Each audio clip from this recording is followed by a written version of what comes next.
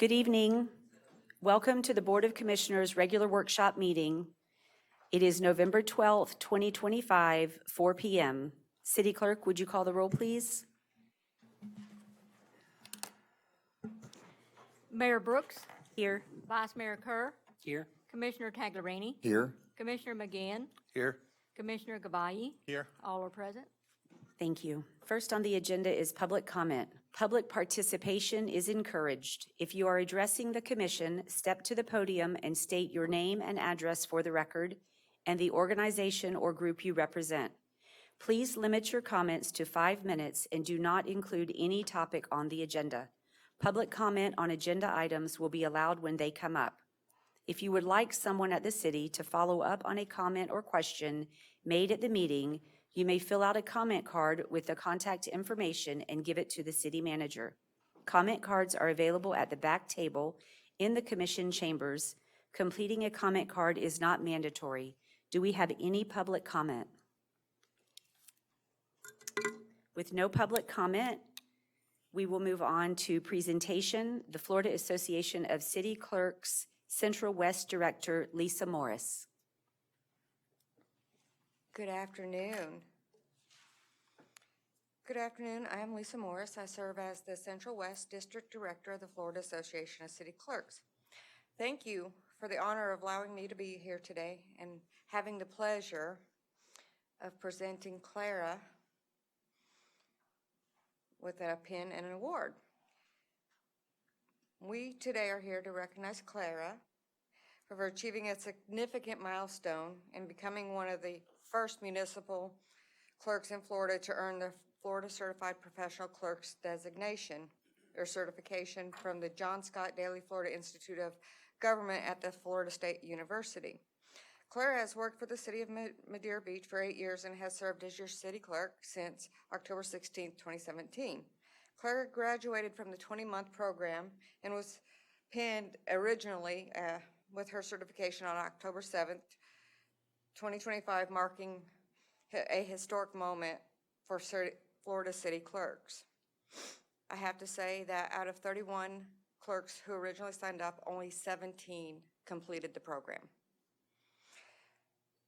The Florida Certified Professional Clerks curriculum was designed to provide practical tools for leading municipal clerks, teams, and processes while building upon the foundation of Florida municipal organization management. The program specifically targets exemplary municipal clerks who are committed to sharpening their leadership skills, embracing vital roles in Florida government, and preparing for both current challenges and future opportunities. Clara had to say, the Florida Certified Professional Clerk Program has been an excellent experience. Effective leadership is vital to oneself and the organization. My leadership skills improved across many areas, including strategic thinking, communication, and decision-making. It enhanced my leadership skills and self-awareness, deepened my understanding of my strengths and weaknesses, and helped me build a more effective leadership style, and taught me to motivate my team and navigate challenges. This led to a greater personal and professional growth and organizational success. For her capstone project, which was required for all of us to graduate, Clara chose increasing time management and decreasing personnel costs. Many city clerks face challenges in the office where some things are still done manually, which is frustrating and time-consuming. Technology makes those tasks more manageable. The city of Madeira Beach has been storing its records in paper format for many years. The documents were not organized or indexed, and it was challenging to search for documents and to satisfy public records requests. Through support of the management team commission and the public city clerk Clara Van Blargen was able to purchase Laserfish, a records management system. Records are scanned and stored electronically, and they are organized and indexed, and there is a public portal where the documents can be accessed for free at any time. Satisfying public records request is a much easier. Time management has increased, personnel costs have decreased, and more time is focused on other projects. Currently, the Florida Association of City Clerks has 610 members. As one of 18 graduates, 18, In the inaugural class, Clara has not only achieved the professional growth, but also helped establish a new standard of excellence for municipal clerks throughout Florida. Please join me in congratulating Clara on her efforts in achieving the Florida Certified Professional Clerk certification. On behalf of FACC, the Central West District, we are very proud of you, Clara. Congratulations.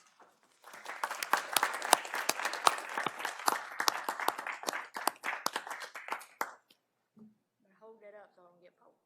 I wouldn't do that to you. I like you. And here is your certificate I'll look at of Megan. completion.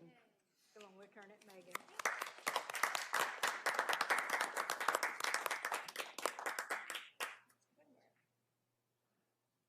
She's our assistant city manager. Congratulations. Thank you.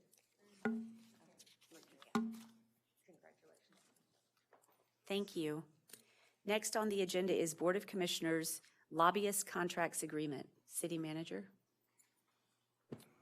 Mayor, Commission, what you have in front of you are the contracts to include fees for the 4 companies or 4 lobbyist firms that are under consideration. So with this, you will discuss which way you want to go, and then following this meeting, at the regular meeting, the official vote will be held. Do we have any public comment? Commissioners, any comments or questions?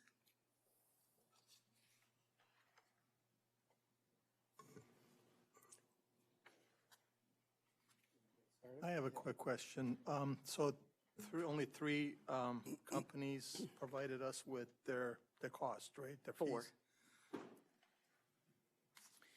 Ballard, Capital City, Myers, and Shoemaker. In the printed document that you're looking at, Commissioner, I do not see the bollard, but I'm looking here online, and I don't know if you have an opportunity to go online. It looks like it's there, yes. Based on an annual fee, it's not broken down in a monthly, but you could do that math pretty easily. Thanks for clarification. So Ballard is $75,000 a year or $6,250 a month. Okay, I saw Yeah. the 75,000, Yeah. yeah, okay. I mean, I can get us started on a conversation, we can go back and forth.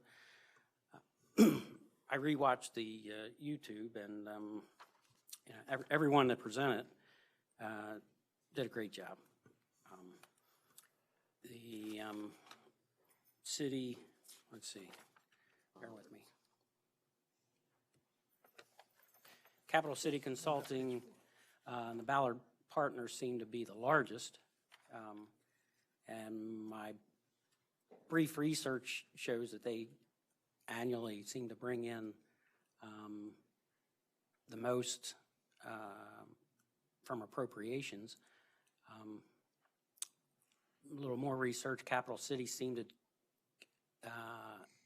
get a little more, and again, this would all have to be verified, on resiliency. Now, the Myers Consulting Group, who we currently have a contract we just extended, I suppose. Shoemaker.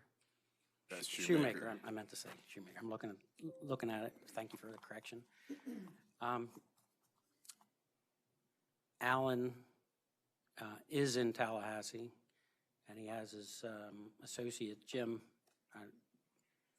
last name, it's not coming to me, Taylor, here locally.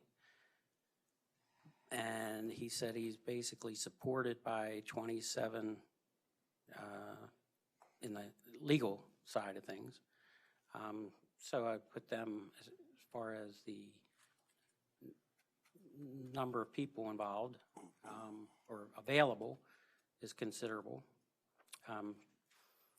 They have been, I think by my recollection of the presentation, been representing Madeira Beach since either, I think it's 2015, it could have been 2017, but a considerable amount of time.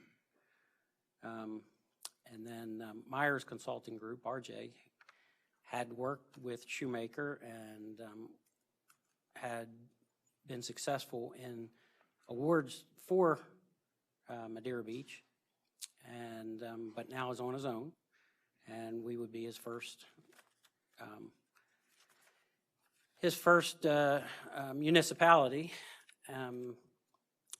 My concern there would be not really having a bench. You know, when do you get, you know, is that an asset or it's not? You know, that's something to be debated. It is of concern. Don't know how everyone else feels. At least I'll get the conversation started and people can make their comments. If I can interrupt real quick too as well. I just, just checked the agenda for the regular meeting, and this is not on that agenda to vote, so it would have to go to the December 10th meeting for the official vote. We can add it though, can't we? It should have been on. I'm not seeing It should be on our next meeting.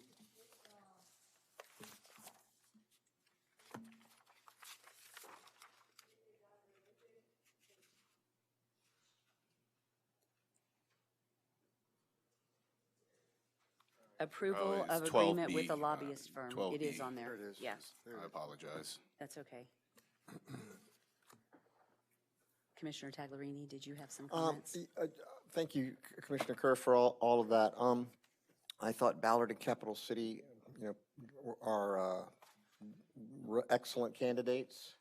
I feel like with the unique the unique needs of our barrier island community, with I felt like, for me, based on experience, based on productivity, based on conversations with the representatives of Myers and Shoemaker, in my mind, have limited it to those two.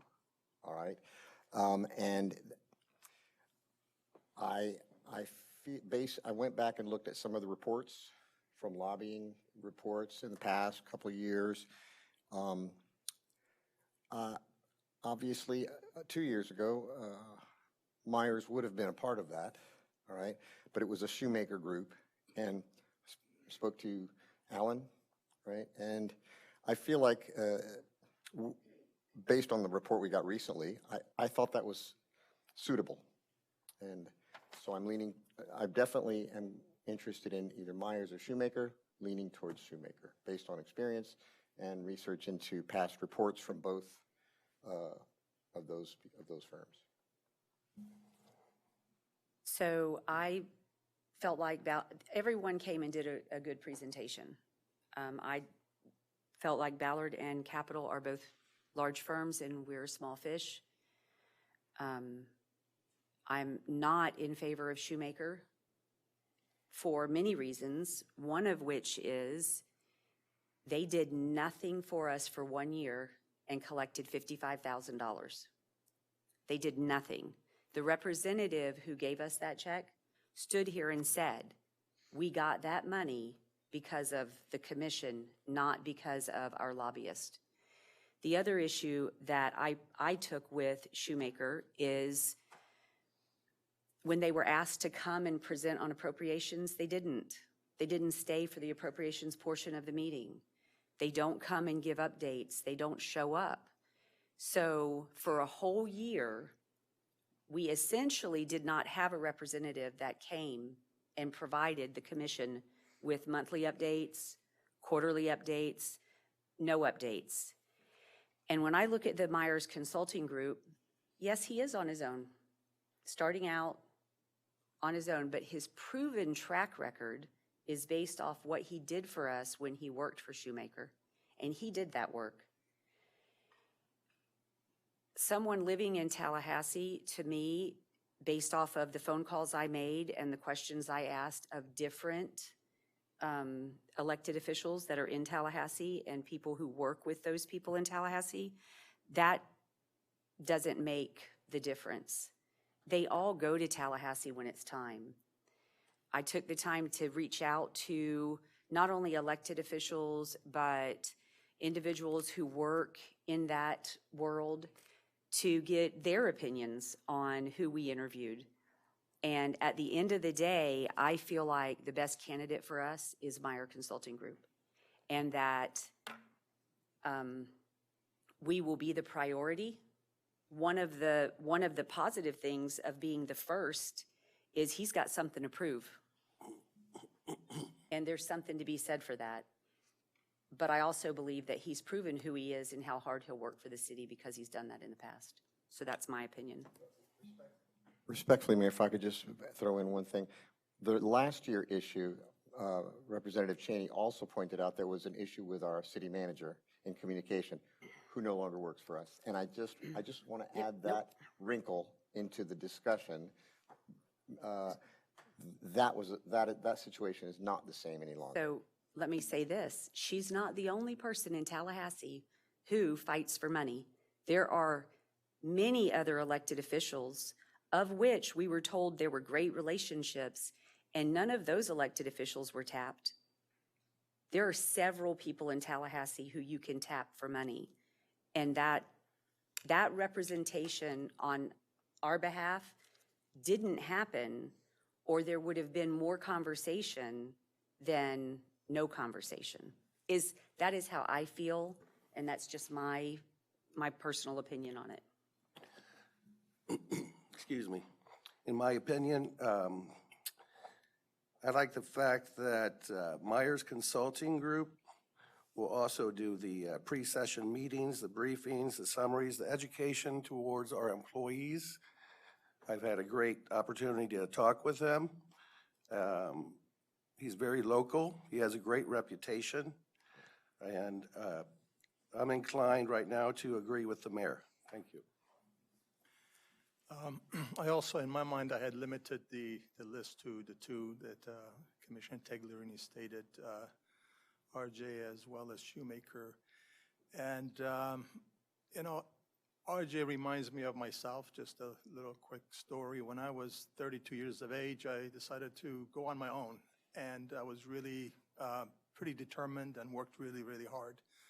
So sometimes being young, it doesn't necessarily mean you're green and you don't know what you're doing. I would say that RJ is very, very local. I've talked to most of them, actually, on the side. And I think RJ is hungry, is cheaper. He wants to do well. He will want to grow. I would say he's better connected with us and Tallahassee, so I'm going to go with RJ.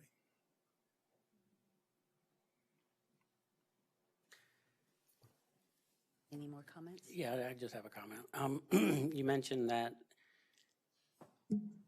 Representative Cheney is not the only one that brings money to the city. However, she is our representative. And Nick DeSigli is also our representative. That is correct. They're the ones that are going to be fighting for us.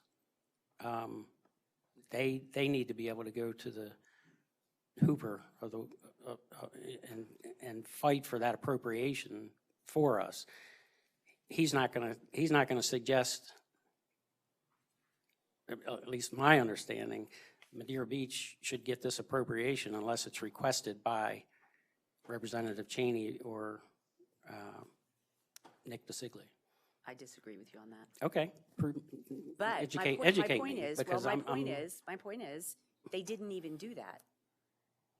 That's my point. They fell down. I am just concerned.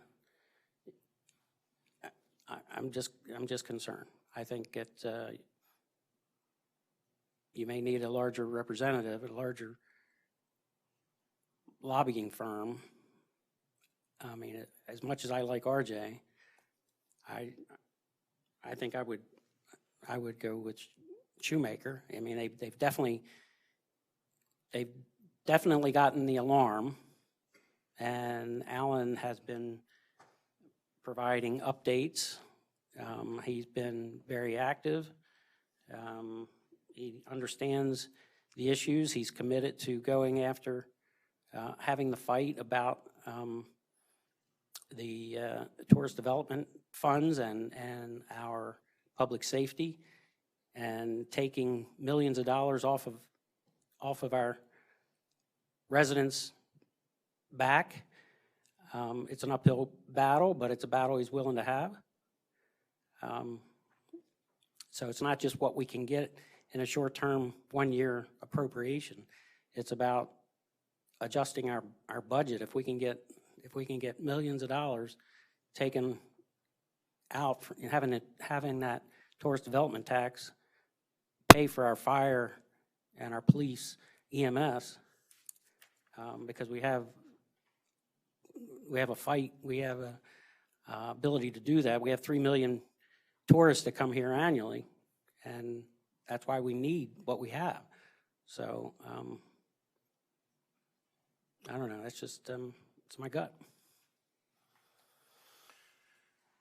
I also, may I add, so these contracts are all good for 1 year only. So if, you know, whoever we choose doesn't produce, we can terminate them also. So what I did not see in RJ's report was termination clause. That's one thing I did not see, but I'd like to kind of clarify if, let's say, down the road, maybe 3, 4 months, 6 months, we're unhappy, how would we terminate someone that we have engaged? The termination language is in paragraph number 1. Mm-hmm.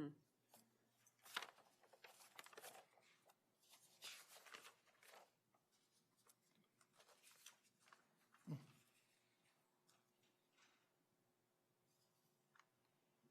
30 days written notice. Okay, sorry. I missed that. Mayor, could I ask, Yes. do we have representatives from Myers and Shoemaker here today? Myers is here. Can I ask a direct question of I don't see why not. the representative? Is RJ? RJ, do you mind? I don't mean to put you on the spot, But we're but I gonna. guess I'm going to put you on the spot. Sorry. So you've heard, now we're down to, you know, the two. Yes, sir. You've outlined the differences, and we can focus on two. I think we're in agreement about that. What, as broadly as, or specifically as you can, what do you bring to the table to compensate for the experience and the vast size of your opponent, of Shoemaker? So here's the thing, like when you're working with a large firm, the whole firm is not going to bat for you. I mean, like you're going to have an individual that's going to be dedicated to your accounts. You're going to have 1 or 2 people that you're working with anyway. For me, I mean, like the mayor said it, we all have these relationships in Tallahassee. It's really who's going to give you the personal touch. Like I said, took me 15 minutes to get here tonight. I mean, if the commission decides that they need an update, there's something that's going on, or they want to know about an issue that's developing in the middle of the summer. I mean, like I said, you can call me and I can show up. I don't think there's anyone on that other team that can do that. Not that I know of that lives here locally. You know, I mean, it's. Well, I do have you on my speed dial now, so. So one more question, if you don't Yes, sir. mind. Regarding our situation with last year, if you had been our lobbyist, how would you have handled it? Would there have been anything you could have done to help us out that last So year? I think it's always important to sit down with your sponsor. I don't know what happened with that situation, but it's always important to sit down with your sponsor and to try to hammer out any issues beforehand. I've had rubs with a client and a member going into a session, but I've always found that just having like a very like candid, honest conversation, I'm usually able to work out any wrinkles or kinks, as you said. Forgive me, I wouldn't have had gum in my mouth. Well, It's it coming seems out like there, the but- it was on our, Sorry. oh, sorry. It seems like it was on our end with a problem with the city manager, communication with city manager. I'm sorry, can you say that one more time? Sorry. It seems like the wrinkle, the problem was on our end, not on Tallahassee's side with our city manager with a communication issue. Could you have helped us to resolve that communication between Representative Cheney and our city manager? From what, I think it would have been certainly been helpful to have your city manager sit down with the representative and maybe try to let the representative, whatever the rub was, maybe to express herself. But there are other, as the mayor said, yes, obviously you could have sat down with Senator DeSegli if you were not able to iron out whatever on the House side. But yes, you could have gone to Senator Hooper. There are other ways to get things done and other ways to get to move projects outside of, I mean, obviously you would need someone to sponsor the project. That would have really been the priority of, you know, having ironed out something with the representative. Since you mentioned this, do you think you have a strong enough relationship with Representative Cheney to have facilitated that sit-down? Yes, sir. Yes, sir, 100%. Thanks again. Didn't mean to put you on the spot, but I That's appreciate okay. you being here today. Yes, sir, appreciate it. Additional comments or questions? Thank you. Good. Next on the agenda is strategic planning proposals. City Manager? I'll turn this over to the city clerk. Kimley Horn, they presented at the October 22nd meeting, the workshop, explained theirs. And the one from the university, it pretty much details what they have to offer. And so this is just for the commission to talk about which one they would prefer. And it's also listed on the regular meeting if you should choose to vote on one tonight. It's up to you, or have both present again, or whatever you'd like to do. Do we have any public comment? Commission, any comments or questions? I'll start. We had some discussion about this at our last meeting, and we established that a strategic plan is going to be extracted directly from our Comprehensive plan. exactly, the plan that Kimley Horn is already doing for us. And to me, it seems more efficient and more efficient, just better logically to keep Kimley Horn as our strategic planning person. My quick read on the Florida Institute of Government, USF presentation or proposal is basically a one-day thing. So you can't, I don't think you can compare the scope of one and then compare the scope of the other and the cost. I think it would behoove us to continue down the road with Kimley Horn, in my opinion. The one from the school is one of those daytime activities where, you know, they do the charts and all that good stuff. Well, you make my point exactly. Yeah. It's a one-off. It's a one-day. We're not digging deep into Yeah. our master plan.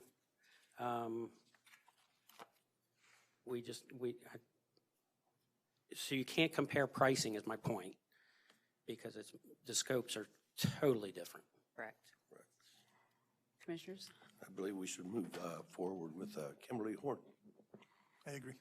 I agree on Kimley Horn also. They are so entrenched in what's going on in our city that they will be able to streamline what we're after because they already know it. All righty, then next on the agenda is purchasing code and purchasing manual. Mayor and Commission, there was discussion to look into this process and lower the threshold from $30,000 to $15,000 for a bidding process. What I would like to ask is to table this subject until the new city manager comes on board. That way they can provide y'all with some input on what they would like.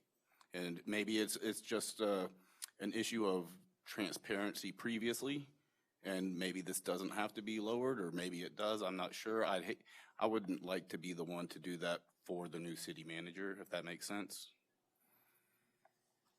Do we have any public comment? Commissioners, comments? I'd be open to tabling it if we're given, I'll use the term loosely, a guarantee that when they are first brought on board, that this be brought up at our first meeting and discussed. Absolutely. I agree. I'm in favor of lowering it to 15, but I am okay with tabling it right now.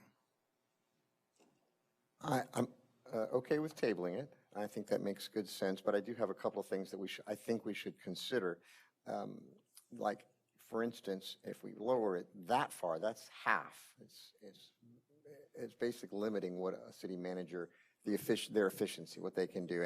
I would, and I don't even know how this would be, but I would love to see wording that the expectation is that public-facing decisions should consult the board. And that's the expectation. Also, whatever the number is, that it has to be the sum of the project must remain under that. So that, for instance, for example, we have Integris IT works $5,000 a month. Well, that goes over $30,000. So that wording. So yes, let's bring this back when we have a city manager, but let's consider that. I don't want to tie their hands, limit their efficiency. On the other hand, would like to make some very strong guidelines for the future. I agree with you completely, Commissioner Taglerini. I don't think that the $30,000 is the problem. I think it's the definition. I don't think $5,000 for a director is a problem. It's the definition. When a project exceeds $5,000, a director can't do it without approval from the city manager. When the city manager has a project that will exceed $30,000, they can't approve it. And we do need to clarify that. I had a lot of conversation in regards to the $30,000 number. And one of the things that I heard from more than one of the persons that I spoke with was, if you can't trust your city manager to spend $30,000, you need a new city manager. Because there are many things that could happen that would need to be taken care of in a quicker fashion. And I think that whether we reduce it or we don't, I think rewording it so that there's more clarity, not just for the city manager, but also for city staff. Because just the way you've always done it may not be the correct way to be doing it and being transparent for the community. So. Next on the agenda is Board of Commissioners Workshop Meeting Start Time Discussion. So I'd like to do the commission conversation on this and then ask for public comment, because depending on how the commission feels, I think there might be some public comment that would be supportive or not supportive of whatever we discuss. So I know that Commissioner Taglerini has some comments. I may, yes. Yes, you mentioned the other day you would have some. Well, the start time, I would really rather have a discussion about the agenda length and specific. For instance, maybe we should talk about the specific discussion instead of everyone being required to say something or have the I know we're not required, but it could be a general comment. Does anybody have specific something they want to say? A limit to agenda items. And I know there's one person here that goes to other board meetings, and I'd love to ask Mr. Trask, how does the length of our agenda compare to some of the other cities that are comparable to ours in length? Our workshop agenda here is crazy, absolutely crazy. And it seems like every single time there's a request to have a workshop meeting, every one of you has something to add to it because it's important to you. But my experience is that workshop meetings are usually limited to 1 or 2 topics, maybe 3 or 4 at the most, not 30. And I think that seeing, in my experience doing over the last 35 years, is that once you get to, if you start your meeting at 6 o'clock and once you get to about 9 o'clock, there's no really good discussion about anything that's happening. It's kind of like going through the motions because it's on the agenda. So my recommendation is to limit the number of workshop discussion items and get a more generalized and not so specific as to whatever each one of you is trying to accomplish. Maybe a general review of the issue instead of all these little tiny little subjects that are coming up. But I've said my piece. Tom, if I could, Mr. Trask, if you could tell me, is there a hierarchy that other boards use to decide what rises to the top? I mean, regardless of what we put, boy, I'm on 2, what the of what we put on the agenda, we all have our pet projects. Yeah. Right. Right. How do you know how other cities filter that? Most of the workshop agendas that I see in the other cities that I represent are created by the city manager on topics that he has or she has determined are big issues that he needs more direction on or she needs more direction on. And it's not a talking discussion, every second Wednesday of the month. So, but, I mean, obviously, if you want to give direction to your city manager as to what you want to discuss, then he doesn't really need to make a determination as to what he sees as most important to you. You're going to tell him what's most important to you. And I could reiterate that by 9 o'clock, 10:30, I don't think that I'm as good a commissioner as I am at 6 o'clock. Well, staff also has been here since 7 o'clock in the morning, some of Right. them. And So- some things to consider. Maybe we don't need a presentation from directors for something that they don't really need approval for. They're just running it past us. Maybe those things we've, unless it requires board approval, maybe we let them do their job. Maybe we let the city manager approve things that the city manager's allowed to do without board approval. Just limit presentations, limit our discussion, limit our agenda items. I think we'd be a more efficient board if we did that. I think that when we do, to kind of follow on that, when we have our one-on-ones with the city manager and city staff, a lot of discussion that we do up here should be completed in those meetings. And when you get here, it's not a discussion with city staff, it's this is where you stand. It's more of just a statement, this is where I stand, maybe then I stand someplace different, and that's your discussion, but not having a discussion with staff or about staff's presentation, because we should already know what all that is. The conversation that we're having is it's for the people. It isn't for us. That's how I feel. I feel like when I do one-on-ones with city staff and with the city manager, they're extremely productive. They always have been. I've never had anyone on city staff that refused to help me understand something or explain it to me. So I would encourage us all to make better use of those meetings. And as a member of the commission, you have the agenda items a week prior, and it's up to you as a commission member to be responsible and review those items, and that way they're not being reviewed here at a workshop. You've already got the information, you've already reviewed it, and you know which way you're leaning. Correct. Yes. May I have some pushback? Sure. Yes. I respect everyone's opinion here on the board. And any agenda item that comes up on a workshop, this is our single and only opportunity to talk to each other and present our opinions. Sometimes we agree and everything goes very quickly on to the next agenda item. Other times we have different perspectives and we share those perspectives, and that takes a bit of time. I don't know how you limit it. As far as the start time, it's always been at 6, I believe, because it gives an opportunity for residents to get home from work and grab a bite to eat and come out to our meetings. Tonight, we have a great representation of our residents, but that's not the norm. Typically, we have 1 or 2 in the audience, and that's about it. I would suggest that what time works for staff is it, I believe City Hall shuts down at 4:30. Is 4:30 the best time? We just get right into it at 5 o'clock? Residents are going to make it if it's important for them to be here. If there's an agenda item on there, they're going to get here whether it's 4:30, 5, 6, they're just going to follow.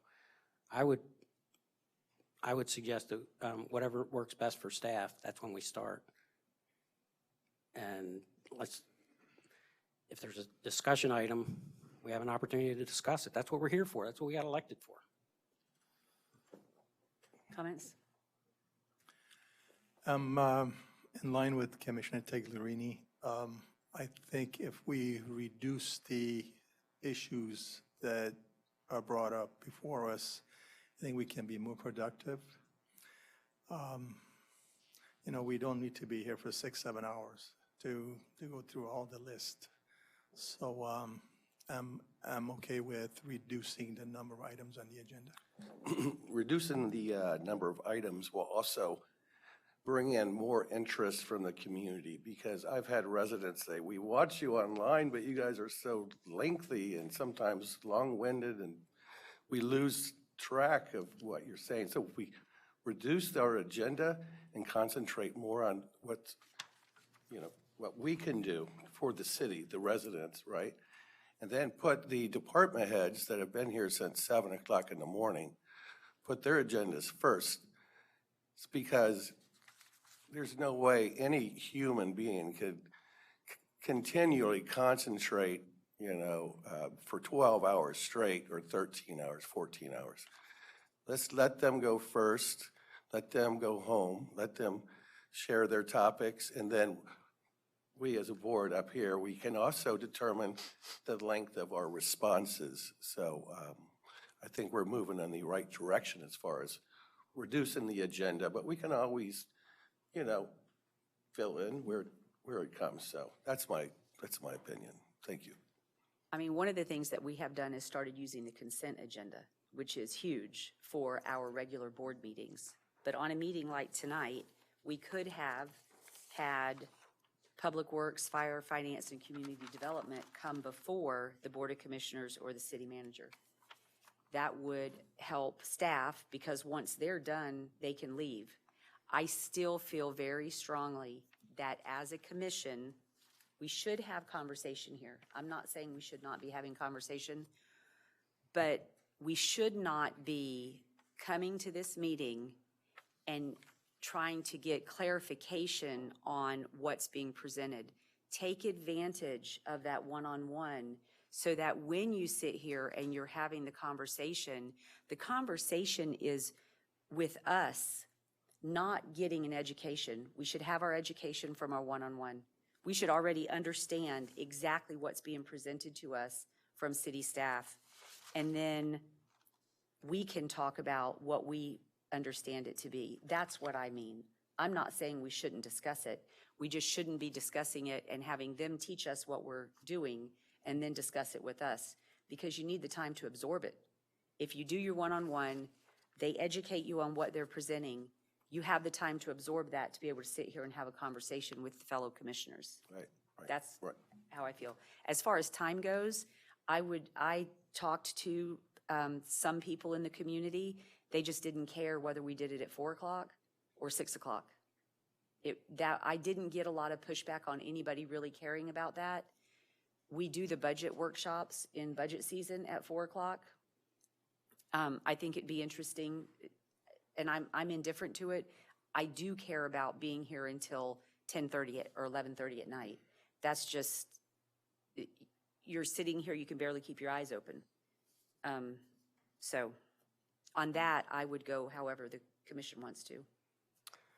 One of the things I love about this board is that we can discuss and we can reach compromise, and we can find that the truth is usually somewhere in the middle. And I actually like the idea of starting at 4, but I also like the idea of limiting agenda items. But I also like the idea of having our conversations about things that are important to us. Perhaps when it comes to agenda setting for workshops, we give our ideas, right, to the city manager, who has the opportunity to have one-on-ones with us, and the priorities can rise to the top. And perhaps between our one-on-ones and the city manager seeing everybody's views, we can limit someone. And let's put the city employees first. And I think all of that, I think we might do a little bit of all of that and still have an effective conversation and make decisions in the public eye. And if you see that something that you've said that you've wanted still not there, call the city manager. No, I feel like this needs to be, we still have that opportunity. So all of those things, earlier, city employees first, filter agenda items, don't require presentations from things that we don't need to approve anyway, don't require the city manager to present things we don't need to approve anyway. Let's stick to the super important things that are required of us. That's my feeling about that. Do we have any public comment?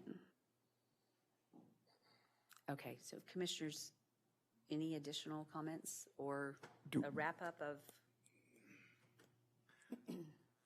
Do we want to consider a time if we're all agreeing? That are starting at 4, that's fine by me. I don't have an issue starting at 4. Now, does that mean our budget meeting is going to start at 2, right? Which I mean- also am fine with. I mean, we're here. At work, we're not the only people that are considered here. There are other people to consider. 4 o'clock or 2 o'clock, whatever the commission wants to do, I will make myself available, so yeah, don't worry about my schedule. And for budget meetings for our financial consultant. Typically, I'm here all day on Wednesdays, so Oh. 2 works fine. Can we start with that? I'm in agreement with that. I'm flexible. Yep. Me too. And try to schedule city employees first. Yes. Yes, I Yes. definitely We're think all in we should agreement put with city that. employees before Yes. us. We put the city manager last, because he has to stay no I matter gotta what be till the here bitter anyway, end. so. Yeah, I think that would be very helpful. All right, next on the agenda is city manager, HR director position, job description. So items A and B for the communications manager position, in the BOC handbook, the commission does not dictate what the job description is. You're simply saying, yes, we want this position, and yes, this is the salary. So again, you're not really approving the job description, you're just approving the position and the salary. I agree with that. So do you want to talk about the salary of those two positions? Or how do you want to handle any of this? I've been thinking about it, and honestly, I feel like this goes back to the purchasing agreement, where maybe tabling this for the new city manager to hire his team would be the best course of action, and let them hire their communications manager and their HR director. They might have contacts somewhere else, but I think it would be best to, since the positions are open anyways, that the new city manager could hire their team, be part of the process, see who they're hiring, and move forward from there. I agree with that. Commissioners? I'd like to see this entire topic tabled until we have a city manager and have that new city manager part of the discussion. I would also like to see it tabled till Items until further. 6A and 6B to be tabled. Yes. Yes. Do we have any public comment? I agree. Chief, just as long as they are on as positions to be filled. Yes. Yeah, that's it. Okay, I think that's a great idea. Yes. Next on, At the commission regular meeting later this evening, you can vote to approve the position, and then the salary can be negotiated. Correct. So just. I'd like to table the whole discussion. Okay, that's fair too. I feel strongly we need HR, and I feel strongly that we need a communications manager. So you can vote to Then just we can approve the vote position, the and then positions. later The the city salary. manager can fill those roles. Okay, but are we having a discussion during the workshop, or are you gonna have the discussion at the BOC meeting, the regular meeting? No, you can have it now. Okay. I've had discussion with Megan and with Karen, and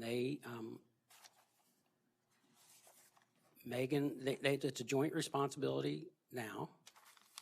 Megan does the onboarding, and Karen does the benefits. Karen she enjoys doing the benefits as part of payroll, because then she doesn't have to rely on someone else getting her updated information. It's not a burden. We have, at my understanding, 2 employees that are certified. Karen being one of them, she would have to get hers renewed. I'm not sure, she's not interested in the portion that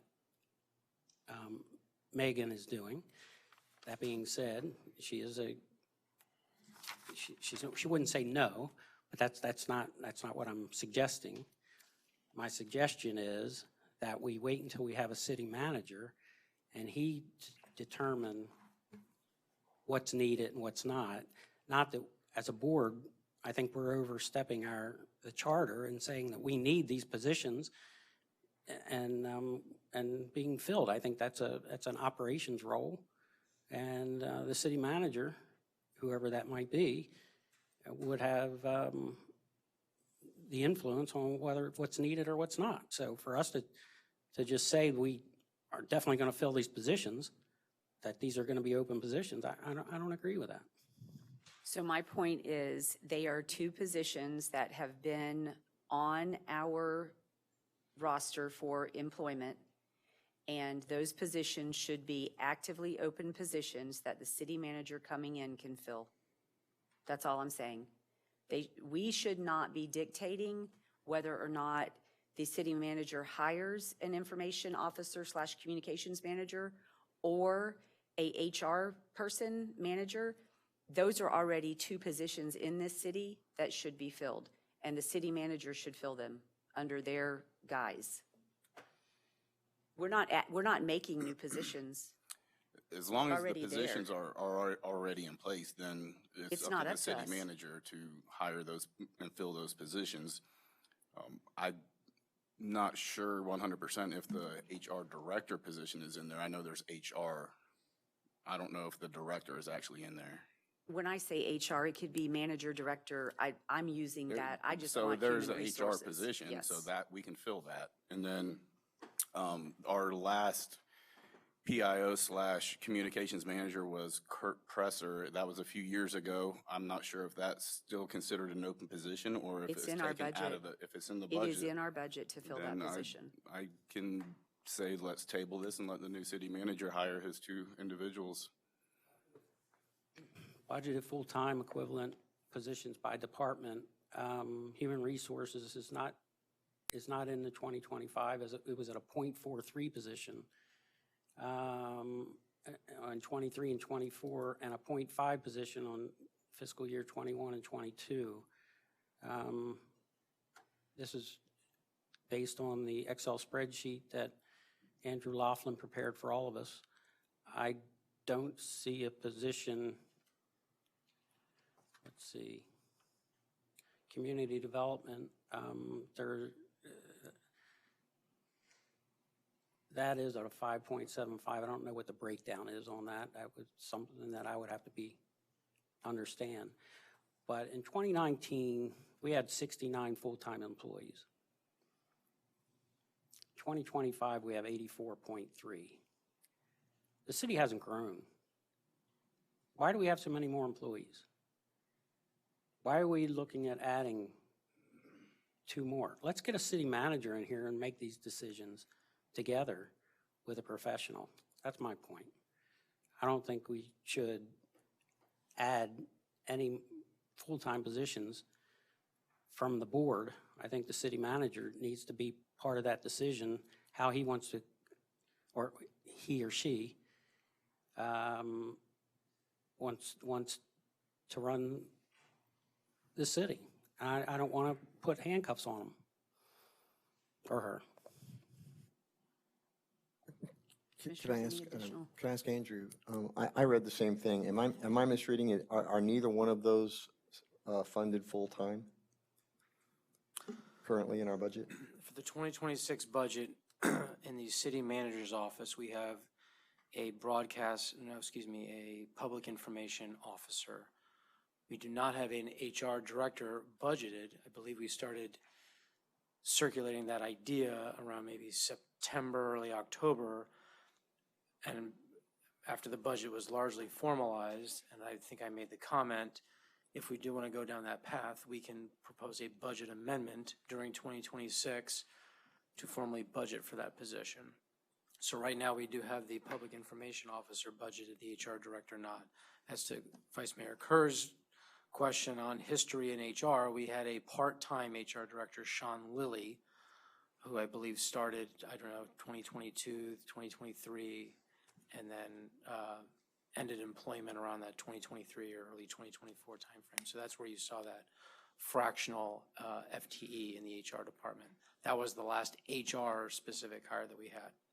So do I understand correctly that we do have a information person budgeted for full-time? We do, because we had a May workshop that was devoted to personnel, if I'm not mistaken, and that was brought up for that to have a public information officer, given the events of the hurricane and other factors that seemed to have some resounding support from the commission. I included that in the budget. The HR director position didn't really surface until later in the fall. Thank you. So from my perspective, I'm glad to hear about the communications director. Because I've heard residents telling me about inaccuracies in our website. And that's not a judgment on anybody. It's because it's being done by multiple people. And we're little by little updating, but that's through no fault of theirs. If it was all in one place, good, I'm glad to hear that. Human resources, we may not have grown in population, but I feel like we've grown as far as a tourist industry.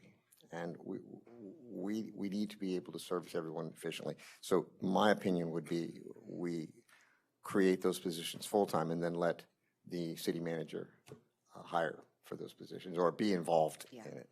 So just for clarity, the city manager's assistant is HR. So when we had the HR person, those duties were rolled to the city manager's assistant. If I recall correctly, I could be wrong, she got a additional workload and a raise that went along with that. So she is assistant to the city manager / HR. And those are two different skill sets even. I mean, I feel like we need HR. I think we're big enough. I think that it's another topic that I've had a lot of conversations with other businesses on, other cities. And I think that there's maybe not a realization of what an HR person does, but they do much more than just bring people on. So I'm in favor of filling both positions. I'm also equally in favor to allow the incoming city manager to hire those two positions. I think that Chief is right. It would be most appropriate for them to fill those positions with someone that they interview and hire. And sorry, just one more thing. Our Civil Service Commission has strongly encouraged us to have a full-time human resources. Yes, they have. Okay. So we Yes, will I'm in table- favor of both positions. I'm also in favor of, once we get the permanent city manager in, we can discuss those positions. I do believe that HR position is very important to a city this size. Conflict resolution, open door policies. They're the ones that go out there and in the field and talk to the employees, or if an employee has an issue, they know they can go talk to the HR director. So, like we've already just talked about this, so I'm in favor of tabling this until we get our new city manager.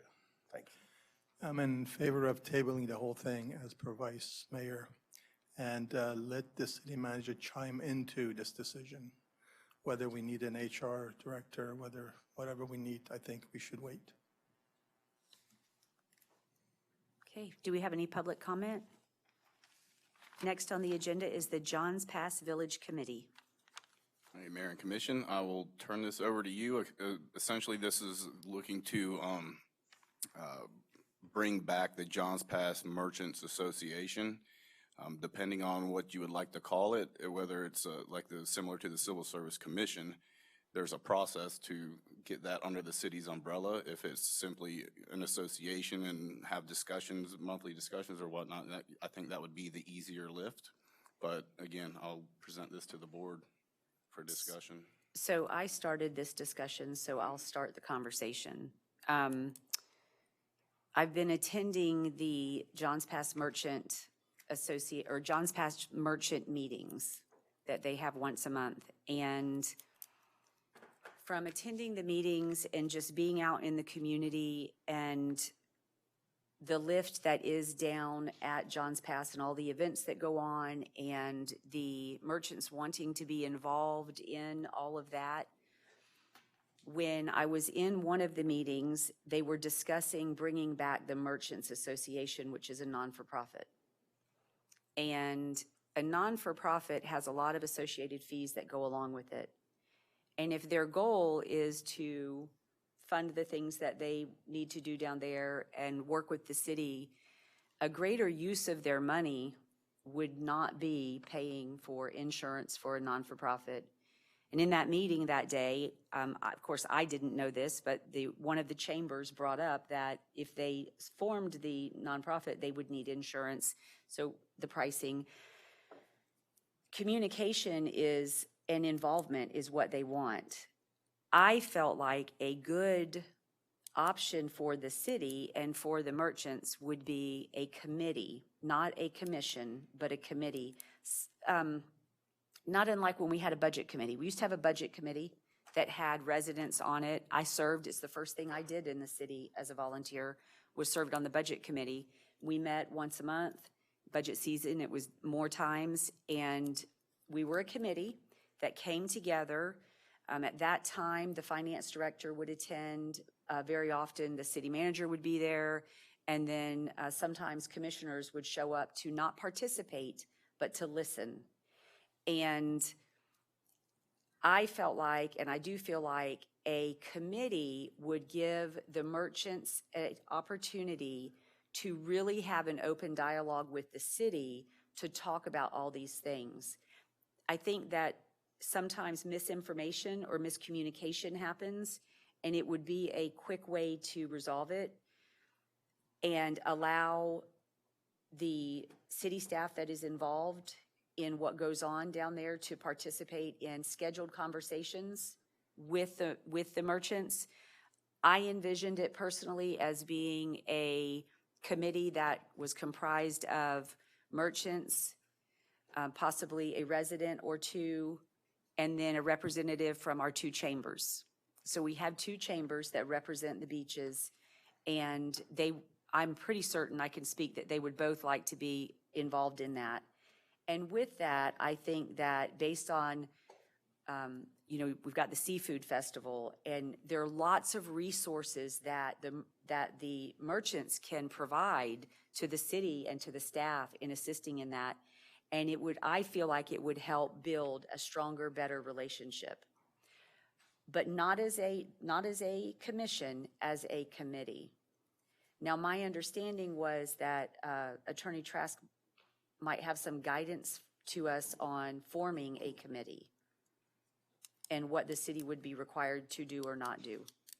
Well, first of all, I want to caution you on the money aspect of it. And Andrew's not here to step in and talk to you about that. But as for a committee itself, the way you establish a committee is by resolution, what the lawyers call an enabling resolution. And the resolution would provide who can be a member, how many members are going to be, what the quorum would be for meetings, when the meetings will be held, what rules of procedure will they use, what is the role and responsibilities, so that you would assign the committee members their actual role. And it's not just a meeting where they come and discuss what's going on in Johns Pass Village every month. So there would actually be some direction to the committee as to what their role would be. That resolution obviously would be adopted by the commission. So in order for you to move forward with that, if you're interested in doing that, I'm obviously going to need direction as to what you would like in it. We could bring it back to you in a draft form and we can discuss it at that point. But that's what it would take to create the committee. But I would keep yourselves separate and apart from any business aspect of what's going on in Johns Pass Village. That's their businesses. So. And I'd really caution you on taking on any type of financial responsibility for the Merchants Association. That was my point. It's not a public purpose. Right. No, that was my point, was that they were going to have to pay dues to be able to pay for insurance. This wouldn't be a due-oriented thing. They would just be whomever was appointed would be a part of that committee. There'd be no money involved in it. They would be part of the committee. They would help to give some direction, to be a part of what's going on. Johns Pass it is the draw to the city. We need to have better communication and more buy-in, not just from the merchants, but from us as a city, as a commission as well, and staff. The reason I bring up the money is just because you led the conversation with, there's a lot of things going down there. There's a seafood festival, there's lots of events, you know. Well, and the so- city runs the events, but they're running the events without, I'm not going to say with no input, because that's not what I'm saying, but the merchants, it's my understanding they would like to have some more involvement. And I'd like to create a path towards that. So the committee then, you don't want the committee to be making decisions on any budgetary items that will eventually be decided by you. So it would be more or less an advisory type committee. And Yes. they would not have any specific capabilities to direct city staff or city funding to do anything. Correct, Right. correct. Can I ask why you would need a nonprofit association? If this, up until now, the city hasn't been involved and they've had a nonprofit association, that costs money, that's what I'm hearing. Why would, Had it in quite a number of years, I don't think. what advantage does having a nonprofit association have versus just having a membership? Anyone that has a business interest in Johns Pass Village be able to meet every other Tuesday or whatever on a regular basis to discuss opportunities, or I'm missing Yeah, something. no, so do you want to open it for public comment? Sure. Let's open it for public comment, because I think you'll get some information out of the public that's here today to speak. Okay, yeah, maybe I have some specific questions. Yeah, do we have any public comment?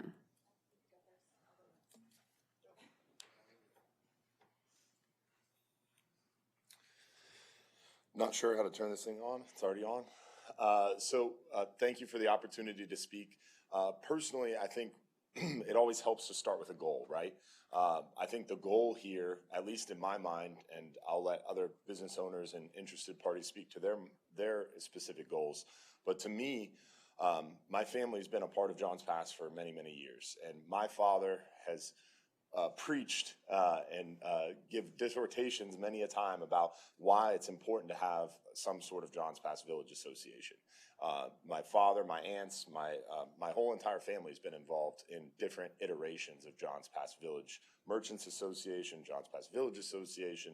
The names have changed, the associations changed, the nonprofits have changed, and through the years, Johns Pass goes in waves, right? Everything is cyclical. You get people really involved. We have a lot of meetings and we're talking a lot. The unity is really good. And then we get busy and things happen. And all of a sudden there's no meetings, no one's talking. Then all of a sudden someone comes in and gets things together. And we go through these waves. And it's really tiring. And a lot of times what will end up happening is someone gets stuck in the president's spot and they're left running all these things and they're left making decisions, and then other people are upset, like, why are they doing all this behind closed doors? And we have all this drama. And then the drama makes people not talk, and we have these issues that keep coming up. In my mind, how I've been approaching it, it started with Final Fridays. We started having meetings every month about Final Fridays. And we just got together, informal setting, just kind of wrapped it out. Hey, this is what we're thinking. This is what's coming up. Jay attended many of those, and I appreciate his time and input. Now, our new iteration, Mayor Brooks has been attending too, along with Jay. So we already have city involvement. So for me, I think potentially, I mean no offense by this, maybe we're overthinking a little bit, maybe jumping to some sort of formal setting. Maybe we don't need a formal setting. I've had conversations with some of you up here, and maybe more of an informal setting starting out works, where we just meet. My goal is, again, starting with the goal, is we need some sort of continuity. That has been a big problem. Right now, if you Google Johns Pass Village, there's 6, 8, 10 different websites. Just at our last meeting, 2 different people brought up, oh, I got a website. There's 16 different Johns Pass Village Facebook pages and Instagrams. There's no centralized communication that has continuity. And what I would like to see personally is some setting in which Johns Pass Village business owners, managers, maybe even some residents who are interested, you guys, city staff, we can all come together, we can have continuity. Continuity in a website, continuity in a social media appearance, communication between the city leadership, city staff, and business, and residents. And then also moving forward, we can promote better unity. And in unity, we all succeed. A rising tide raises all boats, right? And I think that's the goal here, is a lot of times we're all working on our own things. We get tunnel vision and we get in these silos and we're doing the same thing. Our goals are the same, promoting the area, promoting Johns Pass, getting visitors here. Let's work together and let's promote some way that we can all come together and have that continuity, have that resource. And people can wane in and out of that, but this involving the city, the benefit in my mind is you guys, maybe it's a committee, advisory board, whatever someone smarter than me suggests, but it's something that can house the logistics and the admin side of it. And I think that's what I'm asking the city for, is some way that you guys can help us to make sure as businesses move in and out, as businesses are involved or not involved, that we have some sort of steady guiding light. And to me, that could be the city. And then your involvement or your budgetary concern would be just simply allowing us the space, allowing us the opportunity, and providing that continuity. As you guys move in and off the commission, as businesses moving in and out of Johns Pass, that community or that communication line stays there, that open resource stays there, and we can all work to continue to promote the goal, which is more communication, better events. And Johns Pass, I mean, granted, you guys are voted in here by residents, and residents are your main constituents, but Johns Pass is the reason that the millage rate in Madeira Beach is so low. Johns Pass attracts a lot of people here to park and provide revenue to the city. So I see you guys as having stakeholder conflicts, right, of residents and business owners, and we're here to help you guys succeed and bring more money to the city. And I think there's a lot of things we can do to better that and make that even smoother in the future. And that's what I would like to see. How that looks, I don't exactly know, and I'm not here to dictate that to you, but I think there's a lot of paths forward here for success. Thank you, Dylan. So Can that's what I meant. I ask some questions of Captain Hubbard? Are you okay with that? I would love that. So the Johns Pass Village Merchants Association exists? No. It does So not? It did exist. There was a Johns, I don't remember the name specifically off the top of my head, but it was listed on Sunbiz. It was a nonprofit. It is now not active on Sunbiz and cannot be reinstated. Cannot? No. I think, though, that okay. Is there some requirement of businesses on Johns Pass Village to be a part of that So association? your question earlier before I came up here was, why do you need a nonprofit? There was things that the Johns Pass Village Association as an entity and as a business nonprofit was doing, and one was running the Seafood Fest. And the Seafood Fest was run by the Johns Pass Village Association. And the goal of that was to make money, and that money was then used to advertise Johns Pass and bring more visitors here. The other thing we were doing as an association is we were getting business owners to get involved on our directory. We were charging money for that directory and then using that money to then distribute that directory at trade show and events. Nowadays, that directory is kind of changed path. We were working with Chuck Ray, attended our last meeting from CJ Publishers, and he's willing to move forward. All we need to do is individual businesses get with him. We're not running the Seafood Fest anymore. The city is. So now that is off our plate as well. Now, we would like to be more involved with Seafood Festival, and Jay and the city does a great job. I'm not saying he doesn't. I'm saying that we would like to come to the table, and again, as I've been saying, communication.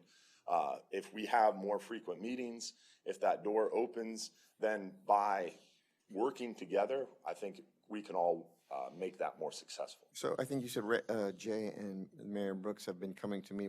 Of what organization meetings have they been coming to? Informal, just been sending out emails. A couple of business owners got together and we started to try to have meetings, and we've been sending out emails. Hey, we're meeting the second Tuesday of every month at 9:30 at Scully's. And we've done that 3 times. And our turnout has been really good. And now we're on the upswing. As I mentioned before, people getting involved, people showing up. And we want to continue that momentum. What do you think how would this group prevent other businesses that didn't have buy-in to still publish their own website and call it Johns Pass Village website. What do you think, it would discourage that, or would it encourage them all to come in? What would be your hope In my there? opinion, once we got started, I mean, we are started now, right? We're doing these informal things, and whether or not this moves forward, we're gonna still try to do something. But I think if this moves forward, we have that continuity and that communication with the city, which I think is important. And then to answer your question, then we're gonna go to other businesses and keep hammering home that, hey, come on, join this meeting, and try to get people involved. But it's sometimes hard to get people to show up to things, right? So we've had that challenge of just getting people to show up, and I think we'll continue to have that challenge. But I think moving along with the city is gonna help break down some of these silos and help improve communication. And I think it's a beneficial thing moving forward.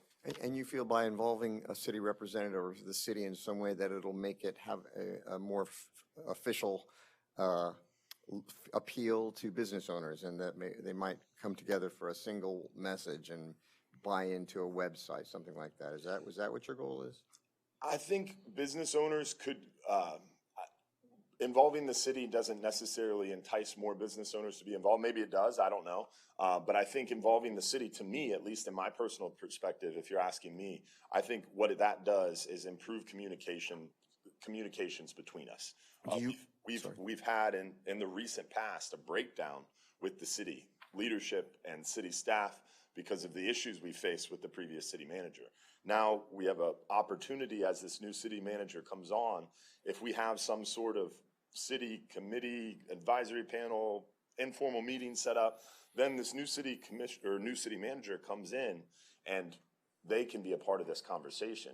And I would love to be able to work more closely as a business group with that city manager and further reach our goals of promoting Johns Pass, promoting Madeira Beach, getting more visitors here, getting you more parking revenue, and have better events that are more attended. Do you think that you and the other businesses would like to take over the bulk of the seafood festival, or are you satisfied that the city would run it with input from businesses? Putting me on the spot on that question. Oh, sorry, I didn't mean to. No. I appreciate it, and I appreciate the opportunity to speak on it. Personally, I think the city does a great job, and personally, I don't have the time nor the bandwidth, and nor do I envy what Jay has to go through with the Seafood Fest. So I personally think that we could just help facilitate those conversations, help advertise it.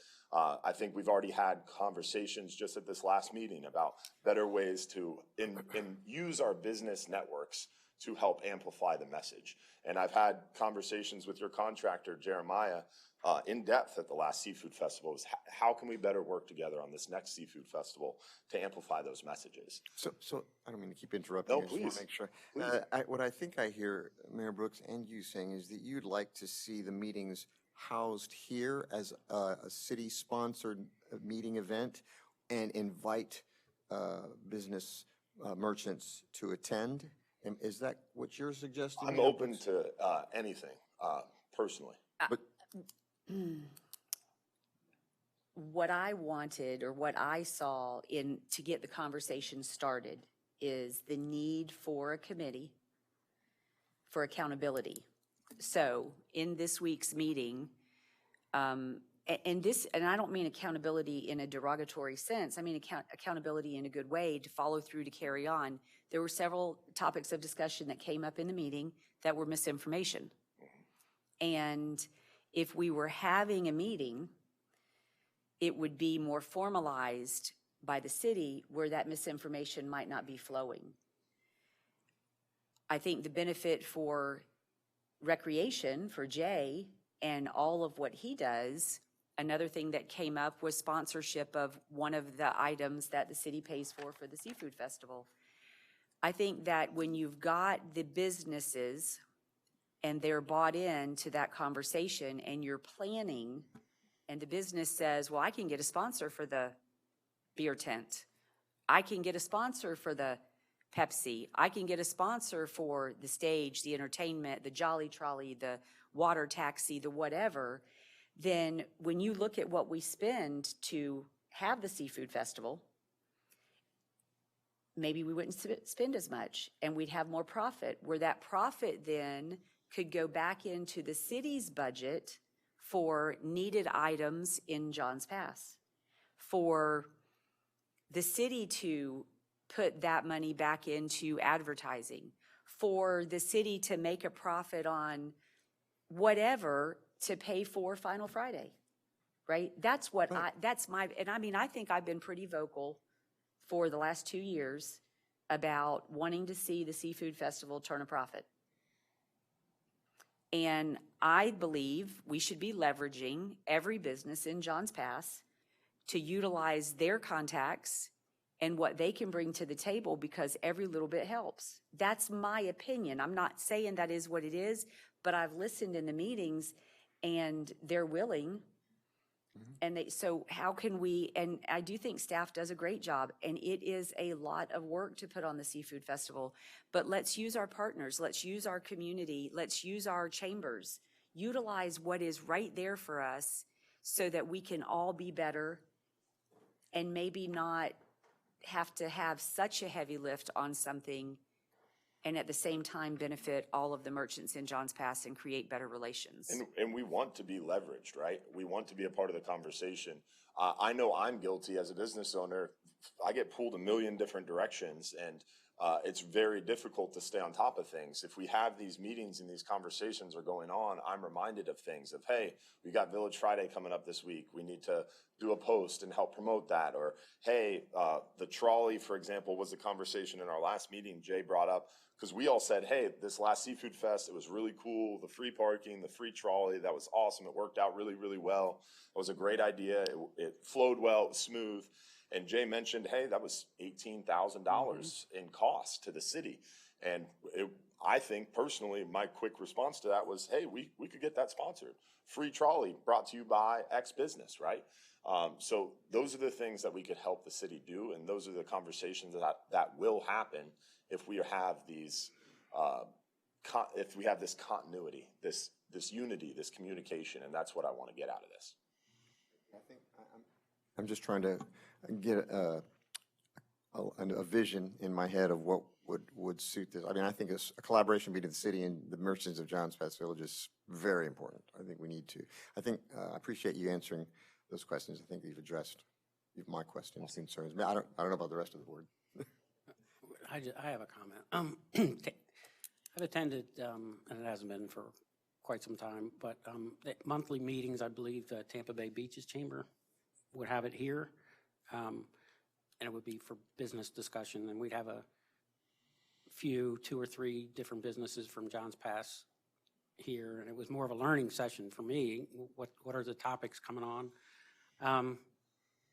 Have you had any reach to the chambers to be a part of what you're trying to pull together, and are they 100%. participating? Yes, we've had 3 meetings, as I mentioned, and each of those 3 meetings were attended by both chambers, and both chambers are here tonight to speak in support. Okay, so we have both chambers. We have the city. Jay is showing up. I'm trying to get a handle on what else is needed, because now you're on a roll. Mm-hmm. You have a set time, whether that's once a month or twice a month or every week. I don't know what that schedule is, and that's publicized throughout the businesses. Yeah. As long as Jay is committed to being there to be the representative for the city, more to listen and to bring things back to the chamber, or I mean to the board if needed, or bring back to the city manager if needed, how we can help each other to make sure that Johns Pass Village is everything it can be. I'm trying to figure out what else is really needed. You don't really need a nonprofit. You just need everyone's attention to come together. That it's, and I whether the city sets up a committee and goes through legal to do that, or to set up a nonprofit, I don't think you need all. I mean, just from on the outside looking in, I'm not part of your conversation. We don't need a nonprofit. But I don't think we need a nonprofit. For me, I think moving forward, what we need is Johns Pass businesses don't necessarily want to all come together every month. There's been a big outspoken thing. Johns Pass Village Association, back when it was an official association, what used to happen is the board of 9 or 12 or 15 active Okay. involved people would meet monthly. And the actual Johns Pass Village Association, the bigger group, would meet quarterly. And so that's what we would like to try to get to, but we can't form a board or have any sort of path forward to that small group without having some sort of official capacity, right? Some sort of uniformity, or I guess we could do something informal, but what we're trying to get to and what I'd like to see is some sort of set path to move forward and that unity. And I think to answer your question is if we move forward with some sort of city committee or advisory panel, then we have a small group of active, involved people that are committed, and that small group can meet with city leadership and city staff more frequently, and then we can report back to that bigger group via email, via updates, and then have our quarterly meetings, and that communication flow is, I think, improved greatly. And then with that comes a little bit more of a official capacity, and I think a better path forward. Accountability. Okay, I'm just trying to, I understand. you know, why. And there's a lot of people here that want to speak to it too, that Yeah, might do no, a better go ahead. job I mean, oriented. This is how our workshops get. It's not, it's a number. But we don't normally get it's a into conversation. conversation with the 100%, audience, and I right? appreciate So this having a conversation with the audience isn't what we really do. Right. It's to have the comments and then we discuss it. So, but thank you, Dylan, No for problem. standing up and Thank giving you. information. Do we have any additional public comment? Does anybody have any questions regarding I think that, I'm Jill Donovan, I'm from the Pinellas Beaches Chamber. I think that if we look at Johns Pass as if it is one large business, we can all agree it's the largest business that we have in Pinellas County. That it's in the city of Madeira Beach, I think it makes perfect sense to have consistent city personnel moving forward, be a part of however this association, organization, this committee is formed. I think that's all I think the pass is looking for, is just to know that we will, moving forward, years to come, always know that we will have, a meeting at this time, once a month, whatever however that is decided, but we will always have somebody from the rec center or somebody from the city there. I think that's. No, we cannot do this. I don't want to, we can't do, let them speak and then we'll have a conversation. We can't get into the conversation. Okay. What you can do is reach out to them after the meeting if you want some clarity. Otherwise, we're going to be here all night Yes. with Q&A. Well, and I just wanted to also say that, of course, you guys have complete support of both the chambers. Yeah. Could y'all reach out to me for my email address on the website so I can come out and find you? How you doing? Randy Esponda with Sun Pubs, Caddies, Scully's, Mad Beach Cantina. I'm not as brave as Dylan, so I did write down some notes here, and I'll have a little bit to say off my chest as well. But, I'm here tonight to ask for your support in creating the Johns Pass Village Committee, a formal collaborative partnership between our local businesses, the residents, and the city of Madeira Beach. The mission would be to enhance the visibility and visitor experience in Johns Pass Village. As we know, Johns Pass drives tourism, generates tax revenue, provides job, but most importantly, showcases the charm that brings visitors from all over. All right, yet despite its importance, the area has lacked a unified voice, one that can represent business owners, residents. It can coordinate events, work hand in hand with the city to keep Johns Pass thriving. I think that's what's missing. A dedicated committee would provide that voice. It would serve as a structured liaison between merchants, restaurants, and city officials, aligning efforts rather than duplicating them. Through regular communication and joint planning, the committee would work alongside city staff to increase event attendance and tourism spending throughout the year, not just during peak season, improve city efficiency by streamlining communication through a single organized partner, coordinate marketing and branding efforts, support local causes and strengthen community pride, and preserve the unique identity of Johns Pass, enhancing public safety and cleanliness through coordinated efforts. Simply put, a stronger Johns Pass means a stronger Madeira Beach. Tonight, I'm asking the council to support and draw out a path forward for the forming of this partnership committee. Together, we can make Johns Pass not just a tourist attraction, but a year-round showcase for what makes Madeira Beach special: the small businesses, the local spirit, and the coastal charm. I think from sitting at a lot of these meetings, I've only been involved in Johns Pass in about 5 years, and that ebb and flow that Dylan has talked about is apparent in even that short period of time. You know, you have people that come in, they get very involved, everyone gets excited about it, but then it all falls by the wayside. What I think the committee should be is a select few, whether it's be business owners, residents, you know, or city officials, and whose whole goal is to create events like Seafood Fest more often, so that it's just not once a year, and create more revenue in that area, create more traffic in that area, make Johns Pass better. I think Johns Pass, I think a lot of people will agree with me, you know, it's kind of, I don't know if forgotten's the right word, but it hasn't been enhanced, it hasn't been improved, and it needs a lot of love. For it being such a big tourist attraction, Johns Pass should have monthly events that, you know, draw from downtown St. Pete and other cities. It should have these large events 4 or 5 times a year like the Seafood Fest, but it's not doing that.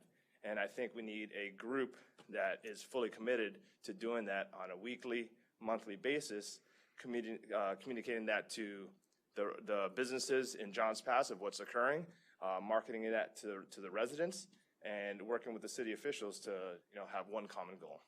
So that's what I see the committee being. Thank you. Thank you. Do we have any additional public comment? Had it already, but now it's kind of out the window with all the other discussions. Mayor, Commission, my name is Denise McLeod, and I'm a board member for the Tampa Bay Beaches Chamber of Commerce. And on behalf of the Tampa Bay Beaches Chamber of Commerce, all of us are here tonight to support not only our members in Johns Pass, but your businesses in Johns Pass in the creation of what I'm thinking is going to be the Johns Pass Village Committee, possibly name. A lot of effort has gone into this and a lot of thought, and we just want you to know that the Tampa Bay Beaches Chamber is standing ready to not only support, but partner with the city, with our businesses, and with our fellow chamber to make this a success, because at the end of the day, that's what we want. We want Johns Pass Village to be a success, and it's going to take all of us to do it.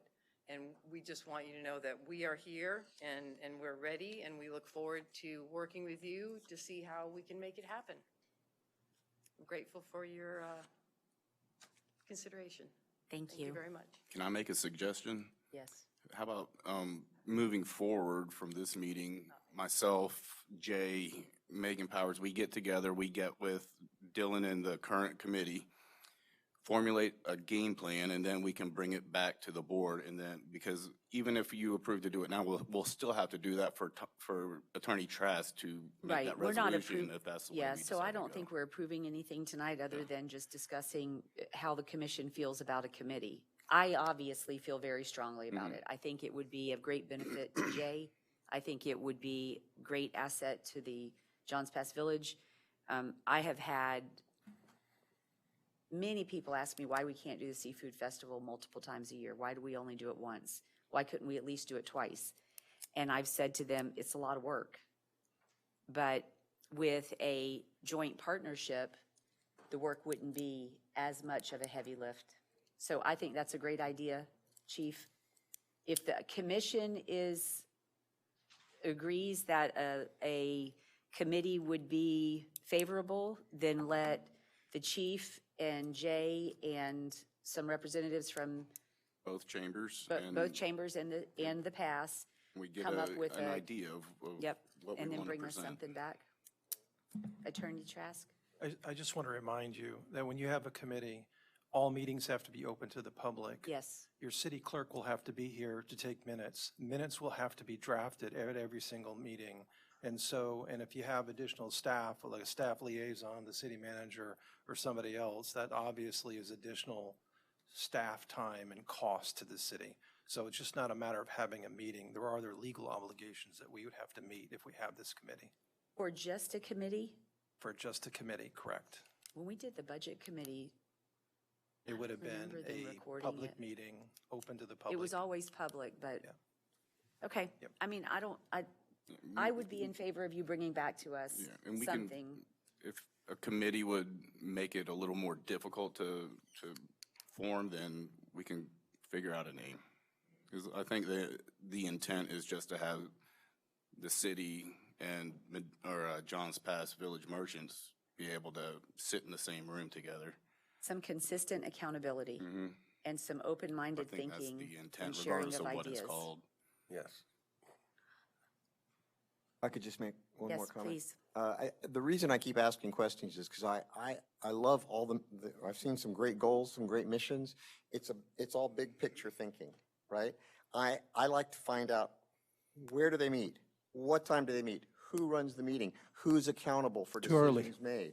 Too early to do that. Yeah, it's too early for that. That's So what they need I to thought go that's and what I'm bring trying to back. find Yeah, out. yeah. Right, and in my mind, up in the big picture, I feel that it's the merchants who already have something. Let's have official representation to what they already have, rather than we create something and they send people to us. I mean, I don't know if that's what I'm still not sure if that's what they're looking for. And that's But an option as well. Yeah. You know, and then we'll and be then able we to don't bring and then we're that. not an official committee, but we have official representation at an existing group. So I think the best path forward, in my opinion, would be let the chief, Jay, the pass, and the chamber, let them get together, let them hammer something out that everyone can agree on, and then bring it back to us to vote on it.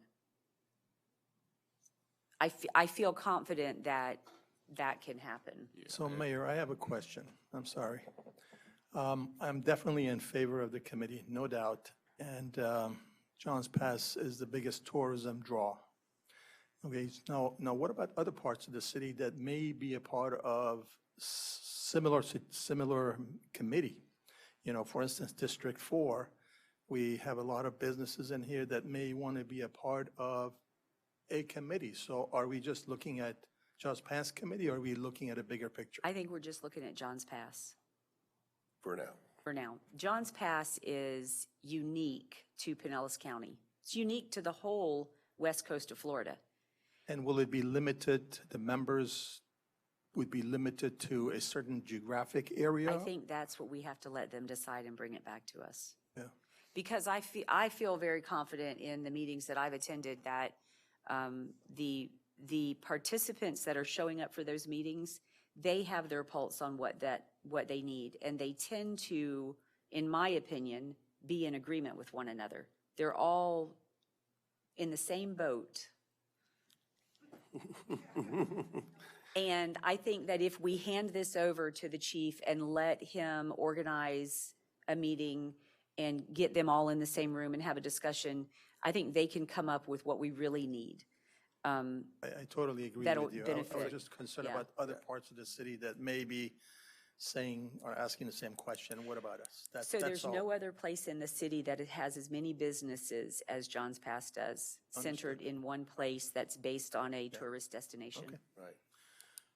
It's a great win-win for the city and for Johns Pass as well. And let's not overthink this. Let's just start at the beginning and grow from there, and allow ourselves to get with the city manager and collaborate with Johns Pass and the city, each chamber, and go from there. I think it's a great win-win, and let's just not overthink it, and let's just get it started. Thank you.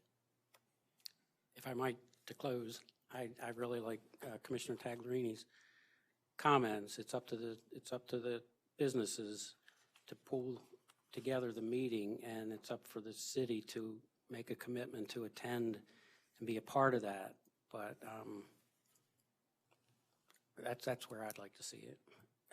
And that way it can be informal, but have everything that the city can offer in support and coordination to make Johns Pass Village the best they can be, including bringing Visit St. Pete, Clearwater, and the funds that they have from the tourism to benefit Johns Pass Village. So, having the city support might help with that. Mm-hmm. Yep. Okay. Chief, if you could have that conversation and then bring it back to us, that would be great. Thank you. Next on the agenda is Community Development Ordinance 2025-20 Certified Recovery Residences.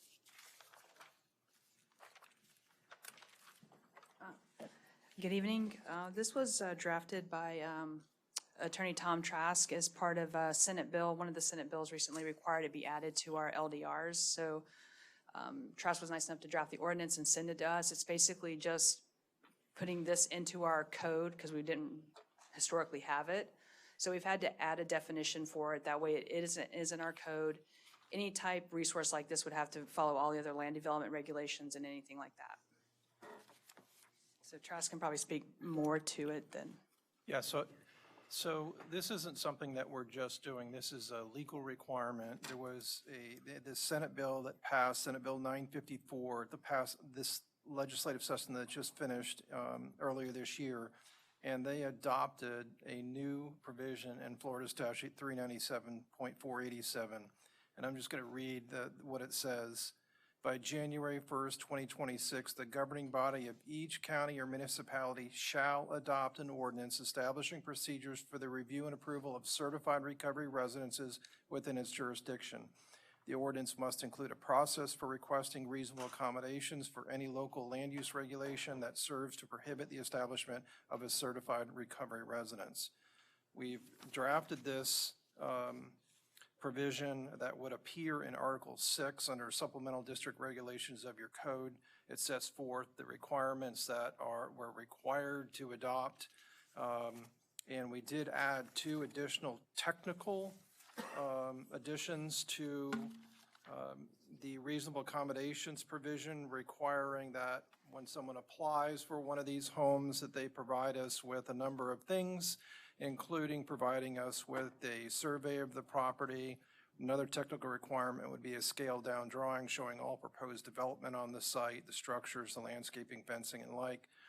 So those aren't actually in the statute, but the statute allows us to add additional technical requirements, so we've added those.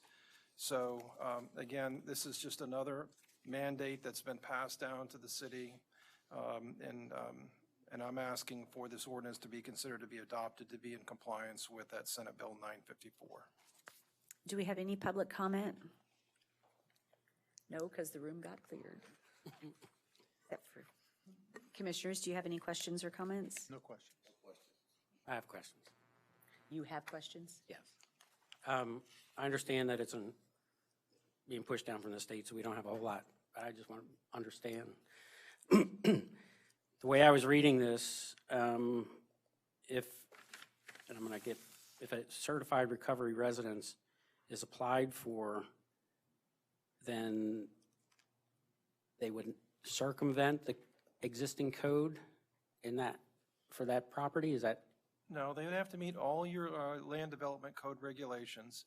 However, if they needed some type of reasonable accommodation, in other words, for example, a height limitation, a setback, specific provisions in our land development code that they're asking you basically to allow for a variance of those regulations. Okay. They would be able to ask through this process. Doesn't necessarily mean that you would grant it, but this gives them a process in which to have it considered. So we would not have to accept it, that's what you're saying. They could request it, but we wouldn't have to grant it. And I will tell you, it specifically provides in the ordinance that you have the ability to deny the request, and that's on page 65 of the packet. Okay. Yeah. I'm not so much thinking about the structure, the physical structure that would be built. I'm more thinking about rental. And whether you call it rental or not, it would be short-term residency on a property that you may have a 3-month residency requirement or a 6-month residency requirement. Would this circumvent any of that? So the answer to the question is that this is like a residential home. It'd just be like you having 5 extra people in your house. So they're put there as a direct result of the program that they've been enlisted in. And so it's not a matter of them renting a room. Right, and Yeah. that's my point. Right. So anywhere in our community where you have a 6-month rental requirement, you have the same effect, same input. You're going to have people coming in and coming out that may only be there for a number of weeks or a number of months. That's true. That'd be shorter than that 6-month term. So it's a way to disrupt the neighborhood. And I'll just leave it at that. I understand the issue, but Are you saying that we could or could not if they meet approve that or not? The state's saying that we don't care what your rental periods are. We're going to, if somebody wants to put a home in your 6-month restricted rental area and you're going to have people in and out of that home as needed you're to going to have recover? you're going to have one owner of that property, and it's going to be someone who has received the certificates that are issued by the state. They have to have certain credentialing. They have to have a residence administrator. So it's basically, you will have people that will be coming and going, but it'll just be as if you have a family member that stayed with you for 4 weeks or 6 weeks and then left. It's going to be the same basic idea. It's a residential home, like a,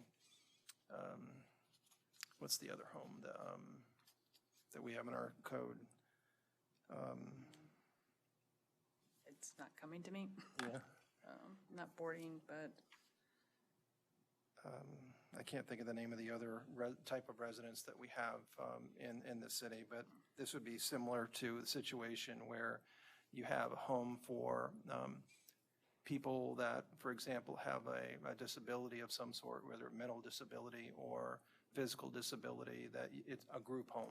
Okay, That's the term I'm I looking want for. to just bring that out so that, okay. So it's your opinion, we don't have any choice whether to approve it or we have to. So let me give you my 2 cents on that. There's nothing in the statute, other than it says you have to do this, there's nothing in the statute that says what the penalty is if you don't do it. But remember now, this has been signed into law by the governor.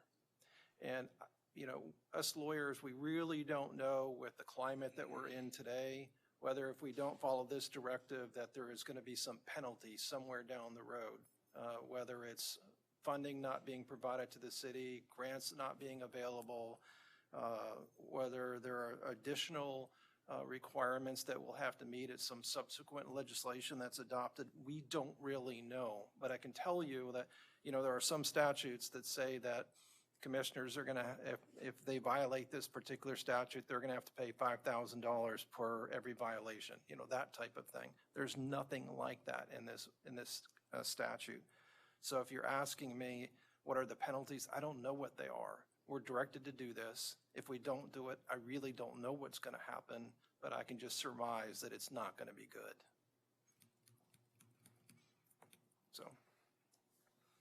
thank you, Tom.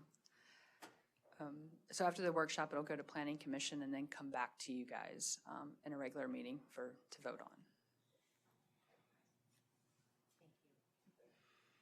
Next on the agenda is the Kimley Horn Letter of Agreement Impact Fee Ordinance.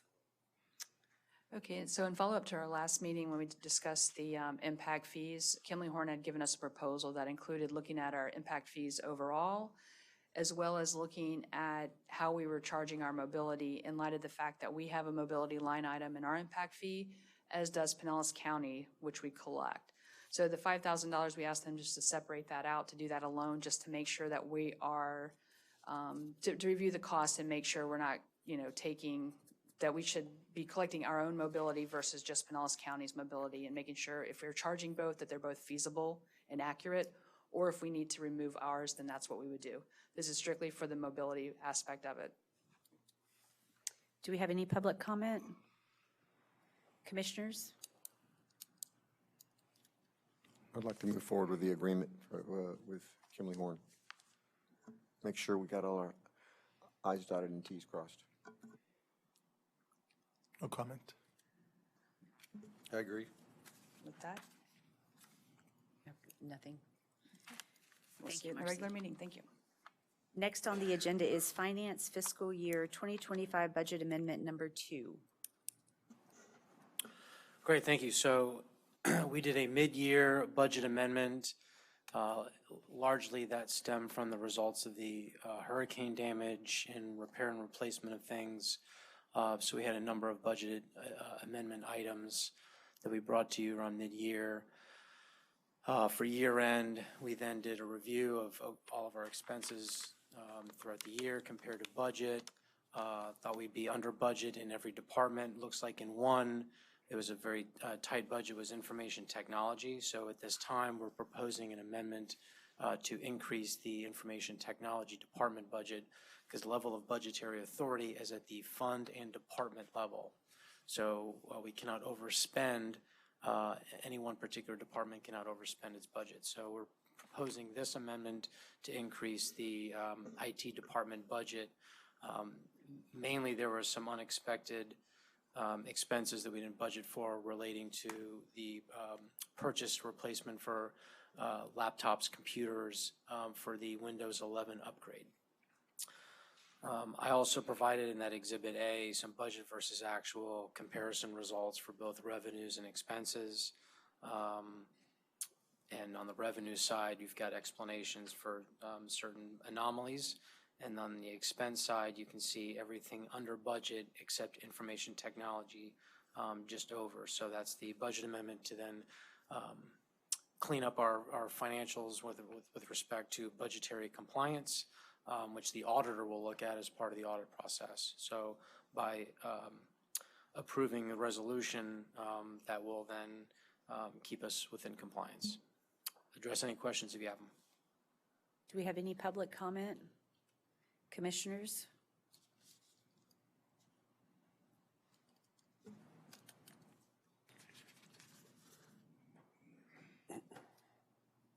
I agree with the staff recommendation. Thank you. Next on the agenda is Resolution 2025-12, reimbursement of capital expenditures.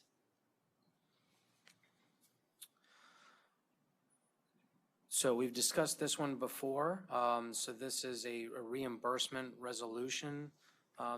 The purpose of which to allow us to be reimbursement from the from proceeds for future tax exempt or potential tax exempt financing for any capital expenditures that we've already paid on the land purchase. So what we've incurred thus far is the 18 million. As I mentioned before, we had available cash reserves on hand in order to pay for that that land purchase. However, the long-term intention is to issue debt, and this gives us that opportunity to explore a tax-exempt financing, which would yield a more favorable interest rate for us. So we want to formalize that through a resolution to make that happen. As far as, well, how much debt, what does that structure look like, what is the term? I think a lot of that remains to be seen until we have a better understanding and determination of the intended use of said property, as well as what additional potential capital expenditures we may incur, so we know what that total cost will look like. So still some unknowns on that, so I'm not in a huge rush to try to issue a bank RFP. Want to find out more as that information becomes available as to the intention. But for right now, this gives us that protection to be able to pursue tax-exempt financing in the future for the expenditures already incurred, which right now would be the 18 million. Do we have any public comment? Commissioners, any comments? Comments? Comments? Nope. No I'm in comments. favor of moving forward with the resolution. I am as well. Thank you. Next on the agenda is the Emergency Bridge Loan Agreement and related documents. So real quick on this one, if you recall, post-hurricane, there was an opportunity to engage with the Florida Department of Commerce and its Emergency Bridge Loan Program. We've had a couple meetings covering this, and previously you all had given me direction in order to pursue a loan, and which is very advantageous given that it is a interest-free loan for a period of 10 years, and it's a balloon payment at the end of the 10-year period. The amount of the loan is based on the total amount of both incurred and future projected for the next year of revenue loss as a result of the damage from the disaster. So I put together a spreadsheet shared with you all on how I computed that, both with the loss of property tax revenue for both fiscal year '25 from the refunds submitted, as well as fiscal year 2026 on the reduced structure value of those mostly residential properties that suffered damage and then had a market value less than the year before. So that was a big component of the revenue loss, as well as parking revenues that suffered, building permit fees, and some other sales and use taxes. The total of that I calculated was $3,148,500. Good news is we have gotten approved by the Florida Department of Commerce for that. I submitted they provided loan documentation that you all see in your packet. They were based on standard templates that went through both city attorney review and our financial advisor and bond counsel review. We had some comments and suggested edits. Unfortunately, at this point, we're still in the negotiation phase back with the Florida Department of Commerce on some of our concerns with some of the language. So I'm going to ask in the next meeting that we do remove that agenda item from formal approval and execution. We still have some internal deliberations and then communications back with our representatives at the Florida Department of Commerce to hopefully find a resolution on the final document language. But I at least wanted to share the good news that we are moving forward in a positive direction. At least in principle, we did get approved for this interest-free loan. Do we have any public comment? Commission? I just have a quick comment.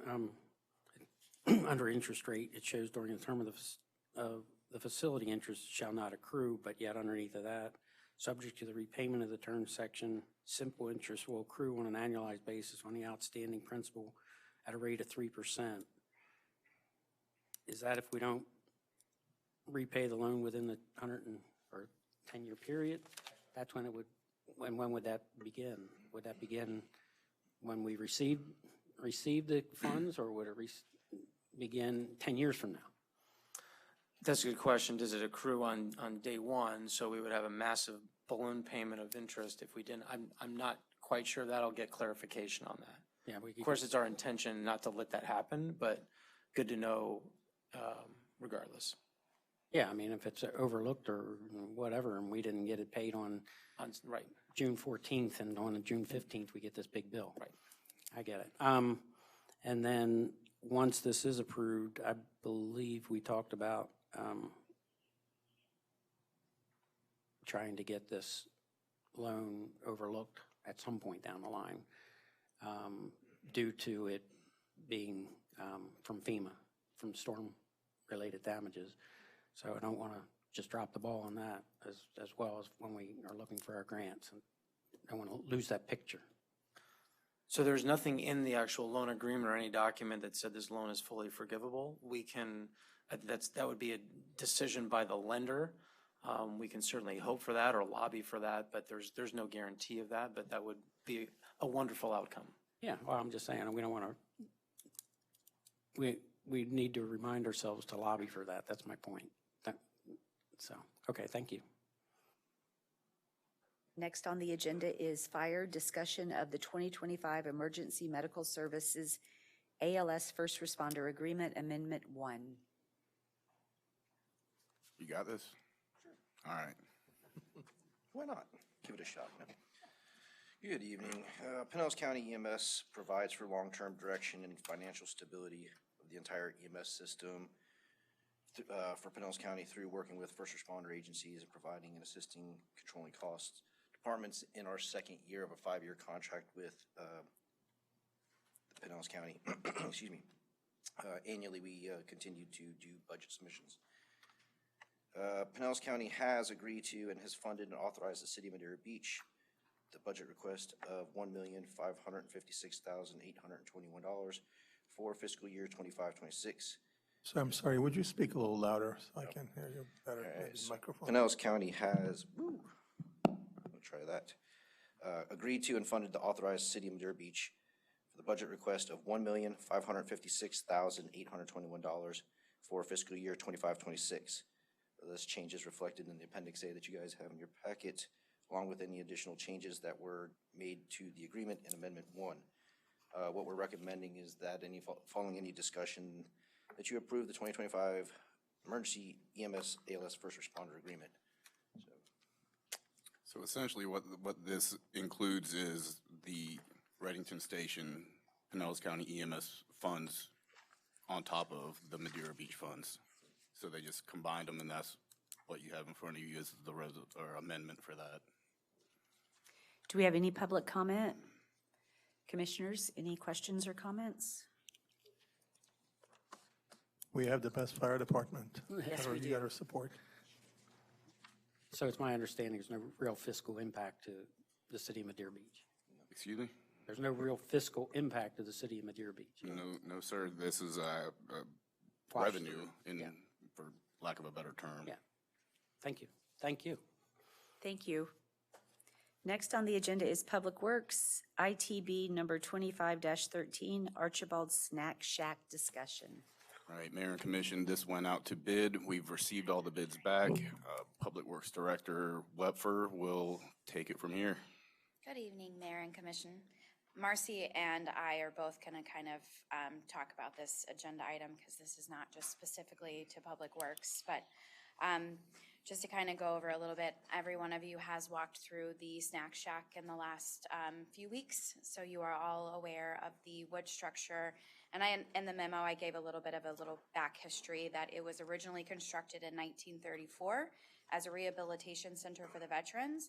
And in 1975, the building was repurposed into a concession stand. So this building has been around for quite some time, but with the direction that we previously had, this was sent out for a remodel. We did receive those bids back. I did not include every one of those bids in your packet because I didn't want to make it any longer than it already was. So as you saw, the highest bid was $399,828, and the lowest, most responsive bidder was $238,062. You do have one other bid that is included in that is lower, but that contractor did not have the proper license that we required as one of the requirements. So with that precedes my portion of it, and we'll just kind of open it up for discussion from the board on how you all would like to proceed. Do we have any public comment? Commission? Is Ms. Forbes' presentation important part of this before we start asking questions? Is what? Are Marcy's comments important? is. I think we should hear Marcy first. I agree. I thought they were connected. So what so Megan handled getting the bids out for the construction part of it. So obviously she's addressed that and provided that to you guys. The thing that kind of brings me into this or being a part of it and speaking to this is the cost that's coming in, the FEMA 50% spend limitations that the building has, and discussing with you guys the options that the Snack Shack can go through to be repaired, rebuilt. The conversation about having it designated historic has come up as well. So now that we have the hard numbers from the construction, and that's just to kind of white box it, to kind of get it back to a condition whereby which a restaurant or another business can come in and occupy it. So with that, one of the big things we have to consider with these cost estimates is the FEMA 50% spend. And the big thing here is discussing all the options the Snack Shack has and how the commission feels about which direction they would like to give us moving forward.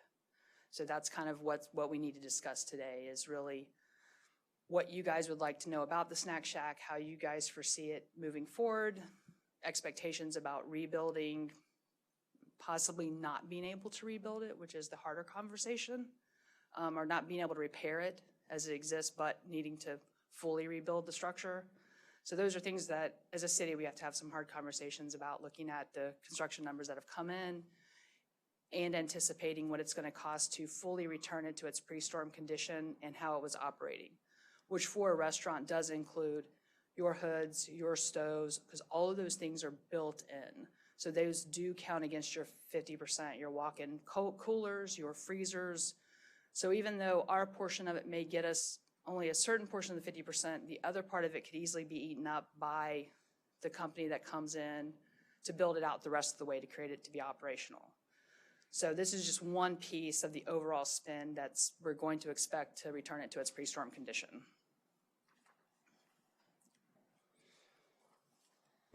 I'll start. With the public first or us first? Oh, sorry. I already asked for public comment because Megan had turned it over to us. Oh, sorry. So, Sorry. Okay. What unknown variables are there? we can't. What unknown variables are there that aren't included in these renovation costs? And also, are you saying that the restaurant's appliances that are built in are also not included? Correct. So basically, this would be what they kind of call a white box. So when you have like a strip, mall that you build out, you white box it, and then whoever wants to move in gets to come in and add all their features. We simply bid it out to basically white box it. So we're going to be able to get flooring, air conditioning, the drywall, interior painting, exterior repairs, the handrails, some air conditioning, but it wouldn't include like the stoves, the hoods, those types of items. What's unknown for us is there's a considerable amount of sand that is built up underneath the structure. And the way the structure is built, it has driven-in wooden piles, and those wooden piles are then attached to the beams with metal straps. So the majority of those metal straps, if not pretty much all of them, will most likely need to be replaced. We kind of dug into it a little deeper over the last day or two and actually cut some holes into the subfloor so we could actually see through. And visibly, you can see where there's rotten wood, rusted out straps, and things like that. So when we did the bid, we could not put a quantity to that because once they come in and start to remodel and do more destructive work to do the remodeling, it's going to uncover unknown stuff. And there's also termite damage as well. So we foresee as the construction goes through and they start opening up more components that there's going to be additional costs we anticipate. In addition to the additional costs that would take maybe to make that subfloor sturdy, wouldn't the cost of just exploring that possibly put us over our 50% in addition to what won't that become part of the renovation cost? So demolition counts against your 50%. So anything we removed would probably just kind of fall into that demolition category as we open up stuff to explore it. So the demolition part would be included in that. So yes, so technically that'll start to add up as well because we would do it forensically with trying to also, as part of our rebuild process, uncover those things. So that counts against it as well. Have you had an opportunity to give a ballpark about, let's say, worst possible scenario? Everything's no good down there. What would be have a ballpark what that would cost to make that, or would that just rule us out completely? So That's kind of one of those items, like having a hard cost really helps us to have those numbers, but again, unsure. With the holes that we did cut in the floor today, we did find that it is very thick. So the demo cost, I would imagine, because it wasn't anticipated during these numbers, is probably going to be higher than but that's probably where it's going to eat into that contingency number. I'm going to let other commissioners ask questions, but I'm done for now. You mentioned, and I've seen email on if it were historic, would the 50% rule apply, and what would that process look like if we wanted to go down that road? So basically, if you are a historical structure, then the FEMA 50% rule kind of goes away. So then you would be allowed to reinvest in the structure, provided your reinvestment into the structure maintains the historicalness by which it was designated that. We do not have anything in our code currently for historical preservation. So the process for us to get I would see it being able to be a path to have it possibly locally designated historic. It's historic to us because it has architectural features that are unique to the area. And if somebody saw a picture of the snack shack, they'd go, oh yeah, I know where that is. So there is a path forward that I see we could try to have it designated. We would have to add it to our LDRs. And when we do that, it does have to meet certain criteria and go through a certain review process. But then once we do that, then we could possibly move towards that. I just don't want to act like it's a given that it would be historically designated once we go through that effort, but there is a path by which we can. And in speaking with Kimley Horn today and one of their historical preservation professional personnel, they said that based on their experience, that would be, if we wanted to go through the iteration of adding it to our LDRs to move forward with that, you're looking at roughly 8 months, and probably to go through that iteration to get there would be anywhere from 15 to 30 grand. It's just going to depend on ultimately what the lift has to be. And then it would just be added to our LDRs for our community. It would not be specific to the snack shack, but it would just be added to our LDRs. Would we need state approval, or it would just be strictly something that the city would say it would qualify as historic based on our current ordinances that we would yet need to write and approve and all that?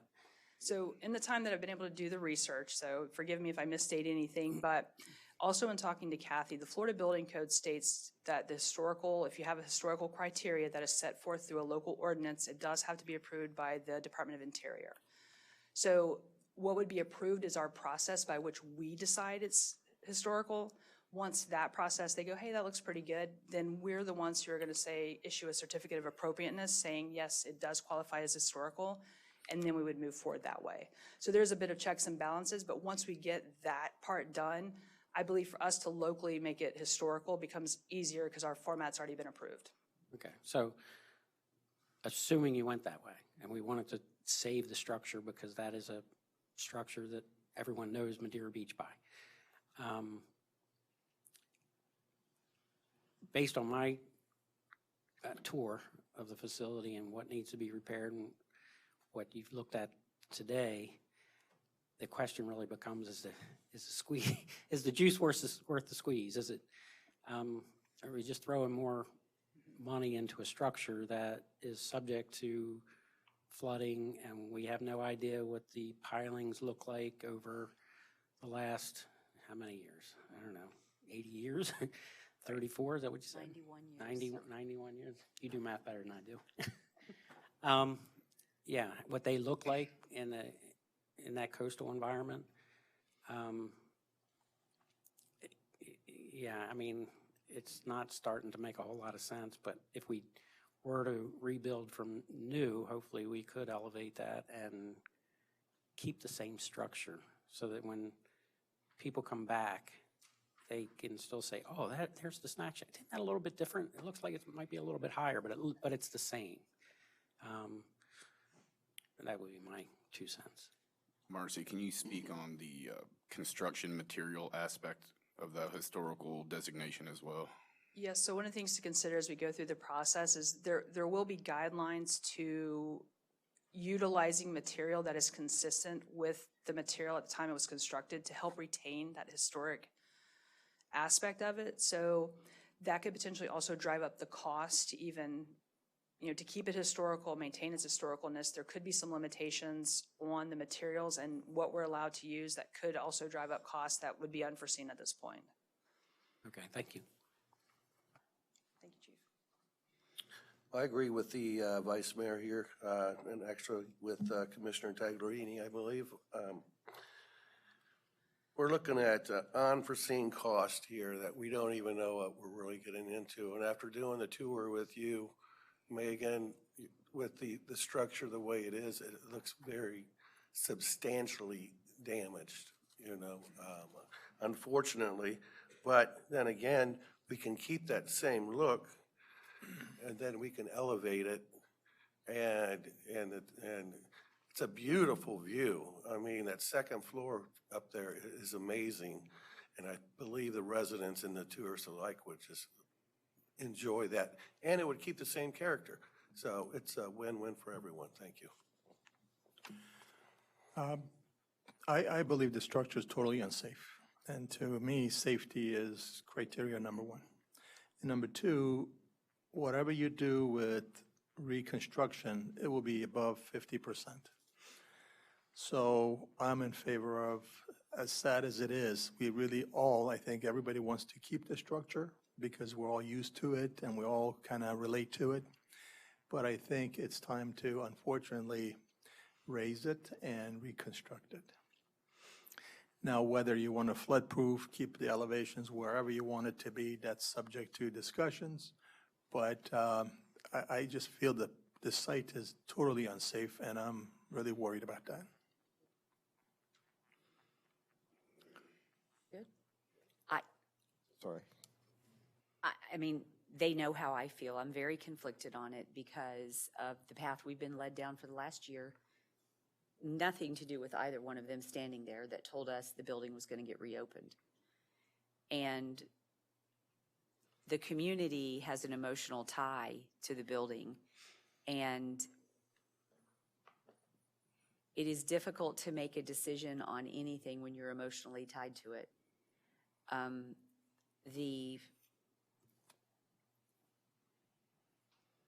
I don't want to tear it down.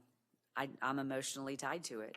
I've got emails and phone calls and stopped on the street by people that don't want it torn down. They want it fixed. And so, but I also have toured the building, and I've been upstairs and I've seen the termite damage. And I think that even if we make it a historical building, you're almost going to have to take it down to the studs, just like they did the Seahorse down in Pass-a-Grille, and rebuild it completely. The only thing, correct me if I'm wrong, the only thing making it historical that it's going to allow us is to keep it ground level. Right? Correct. That's the only thing. That's my understanding as well, so I would. So if we had to tear down the original building and we rebuilt a replica of that building, it would only have to be as high as the bathrooms are, correct?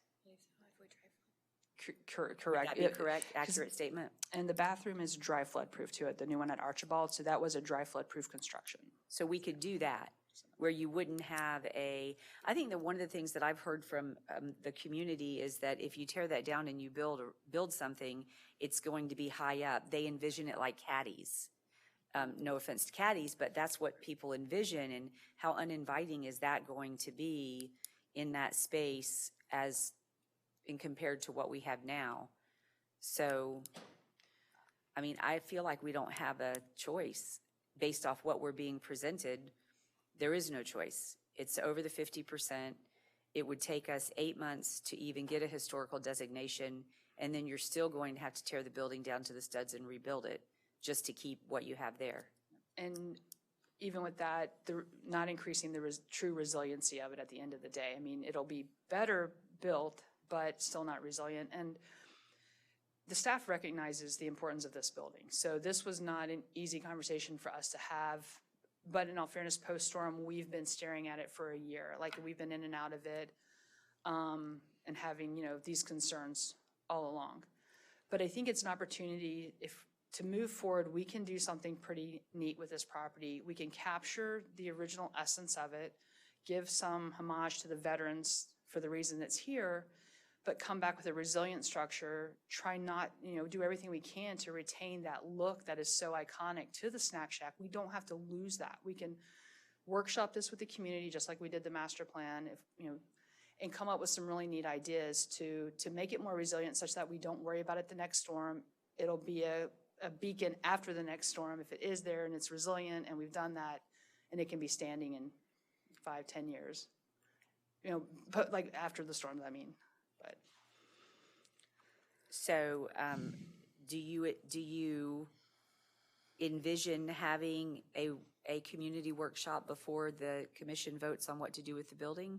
Or are you envisioning us voting to tear it down and then have a community workshop?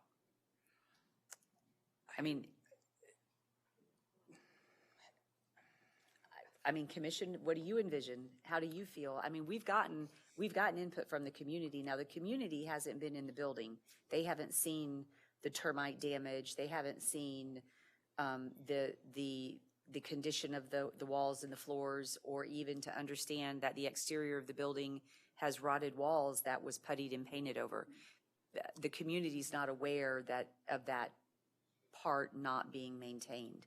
So, what we need to do is give some direction to Megan of how we want to move forward, or what do you see? So what does that look like to you?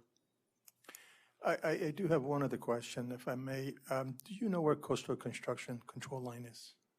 Yes, Is it beyond or closer to the water? it's landward of the coastal construction line.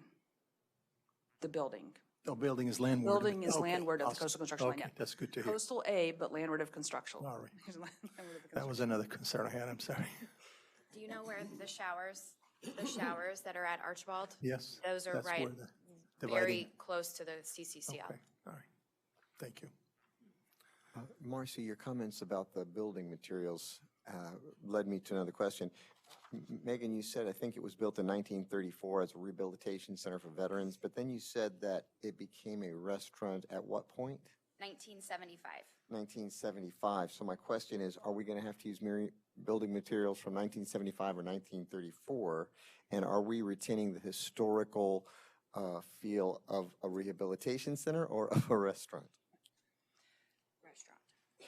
Yes, so the goal would be to declare it as historical as it sits now as a restaurant. And then the idea is obviously to mimic as much as possible the materials, but we wouldn't be like pigeonholed to that in all cases. But it is part of retaining the historical nature of the structure. Mm-hmm. And but more about that subfloor, that's concerning me. Whether we repair it or build a new one, don't we need to explore that subfloor? So my answer would be yes, and here's why. Because we've been doing a lot of projects along the coast here. Right, we've had a lot of condominiums. We have one of them that just recently passed a milestone test right before, and they had their instructional inspection. It passed. Post-storm, the water removed some of the sand and identified one strong area where there had been some damage to the structural component, and they were able to repair it. Though this building has sat there for this long in this condition and seems to be, we've uncovered that it's not okay. With the more it's getting the action of the salt water and everything like that, we don't know what's underneath there and is a moment away from not being stable, not holding its own and not being damaged through a minor flood. We could very easily have something rear its head after we've put all this into it and not properly vetted what's underneath and supporting it. Would it make sense to properly vet it before we make a complete decision to, what would that entail? Like, let's find out for sure. Yes, this is safe and sustainable. No, it's not. That way it would actually answer a lot of questions for us. So we've already completed the structural assessment, which you all have the draft version, and I apologize for that, but for some reason we couldn't locate the final. But you have that included. When was that done? Was that done recently? That was completed in, I think, it started in December and it was finished in March. Okay. So you have that in your packet, and then the construction estimate that you have in your packet is what was proposed to us from the engineer. So there are some items on that, and that is what prompted us to go back through and get the appraisal, the CVA, because the assessed value from the Pinellas County Property Appraiser, there was no way that we would have been able to do anything to the building. So we went and got the CVA appraisal, which brought the assessed value up to $855,000. Okay. So that's kind of the historical, but with the structural assessment that we did receive after the review from the previous administration, we were told to proceed to remodel it. So a little bit more back history on how we got to where we are. And basically what you don't see covered in that report is because it's so, we would have to do, like I said, the more very intrusive demolition, and we could do that. But to one end, I don't know. The small parts we have opened up, the straps are very rusted. You can tell the boards they're not all overlapping correctly. So you can already start to see the writing on the wall as we take up the rest of it, which we could, but it would require truly removing all of the subflooring and being able to do that. To me, it seems like that, I would like to have that information before we make the final decision. I don't know So how the board feels. So you and I are in a lot of agreement on that. So here's what, when the conversation was had about, we only have a 50% that we could spend, so I think it's worth it to spend the money before we tear down a landmark that the community is going to be very unhappy about. So I think a fair compromise would be, let's do the investigative work and go for historical. And then if the investigative work eats it, just say we do the investigative work and it cost us 50 grand to do whatever demo we need to do to verify what's there. And that eats into $50,000 of our spend. But we've got $50,000 we could spend and not go over the 50%. And if we did that and then determined that it really isn't going to take us over 50% at the end of the day, then it's a win-win. Or we get in and find out that it is going to be more, then the decision is, do we want to move forward with it being a historical building? Or is it so far gone as such that it does need to be torn down? I've shared this. I'm not sold on it flooding again. It's been there for 91 years. It's never flooded. So I'm not okay with saying it might flood again. That could be reality. We could get a hurricane next year or the next year and go right through what we did, but we didn't.